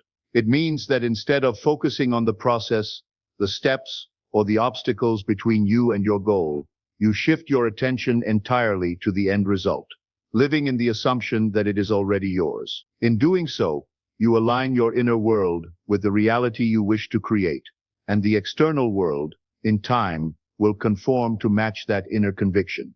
To live in the end, you must imagine and feel what it would be like if your desire were already realized. This requires that you let go of thinking about the present limitations or the conditions that suggest your desire is far off. Instead, you mentally transport yourself into the future, into the state of having already achieved what you seek. The feeling is the key. If you desire success, for instance, you would no longer think about how you will achieve it or what stands in your way. Instead, you would focus on the feeling of already being successful. How would you feel? How would you act? What would your life look like from that point of view? This practice goes beyond mere visualization. It is about adopting the emotional state of your fulfilled desire. I have always stressed that feeling is the key. The sensation of living in the end is what gives power to the mental picture you hold. When you emotionally feel as though your wish is already accomplished, you impress that state upon your subconscious mind. The subconscious, in turn, accepts this new reality as fact, even if it has not yet manifested in the physical world. Once this impression is made, the creative forces of the universe begin to move in alignment with your inner state, bringing about the conditions necessary for your desire to materialize. Living in the end requires persistence. It is not enough to imagine your wish fulfilled once or twice. You must continually return to that state of consciousness, especially when faced with external circumstances that seem contrary to your desire. The outer world may still reflect the old reality for a time, but you must remain faithful to the feeling of your fulfilled desire. The more you inhabit this mental and emotional state, the more quickly the outer world will shift to reflect your inner assumption. I often speak of the importance of letting go of the how. When you live in the end, you release the need to control the process or figure out how your desire will come to pass. You trust that by embodying the state of fulfillment, the means will naturally unfold. This can be a challenge, as the human mind often wants to plan, strategize, and anticipate every step. However, living in the end requires a surrender of that need for control. It asks you to trust that once you have aligned with your desire mentally and emotionally, the universe will organize the details in ways you could never have planned or predicted. It is also important to understand that living in the end is not about pretending or faking it in the physical world. You are not required to act outwardly as though your desire is fulfilled when it clearly hasn't manifested yet. Instead, the work is done within, by consistently returning to the state of fulfillment in your imagination. It is the internal shift, the quiet yet powerful alignment of your inner state, that initiates the changes in the outer world. This principle of living in the end reflects the law that the inner world precedes the outer world. Reality is created from within, and when you persist in the mental and emotional state of your wish fulfilled, the outer world has no choice but to mirror that inner state. Whether it takes days, weeks, or months, the external world will without fail conform to the reality you have been living in your imagination. In this way, living in the end is the ultimate expression of faith. It means acting as though your desire is already accomplished, not because you have proof in the external world, but because you trust in the power of your imagination and the creative forces at play. The more you live in the end, the more you become a vibrational match to the reality you seek, and the more effortlessly it will be drawn to you. Imagination, not effort, creates your reality, speaks to the idea that the true source of creation lies not in physical exertion or hard work, but in the visions and beliefs you hold within your mind. In my teachings, I emphasize that imagination is the creative force behind everything you experience in life. It is not the amount of effort you put in or how hard you strive to achieve your goals that determines your success. Rather, it is the power of your inner vision and your ability to believe in that vision that shapes the reality you encounter. I have always said that imagination is the gateway to all possibilities. When you imagine something vividly, you are planting the seeds of its future manifestation. Your mind, through imagination, is the architect of your life. It can create worlds, experiences, and outcomes that are far beyond what physical effort alone could accomplish. This is because imagination taps into the unseen forces of the universe, the divine creative power that brings thoughts and desires into form. In this way, imagination is the starting point of all creation, whether it's a career, a relationship, or a personal achievement. Effort, on the other hand, is the outer expression of trying to make things happen. Society often promotes the belief that hard work is the key to success, and while action has its place, it is not the root cause of your results. People can work tirelessly for years without achieving their desires if their inner beliefs and imagination are not aligned with their goals. This is because effort without belief is empty. It lacks the creative power needed to bring about true transformation. You could toil endlessly, but if you are imagining failure, struggle, or limitation, that is what you will manifest, regardless of how hard you work. When you focus your imagination on seeing and feeling the end result of your desires, you activate the subconscious mind, which responds to images and emotions, not physical effort.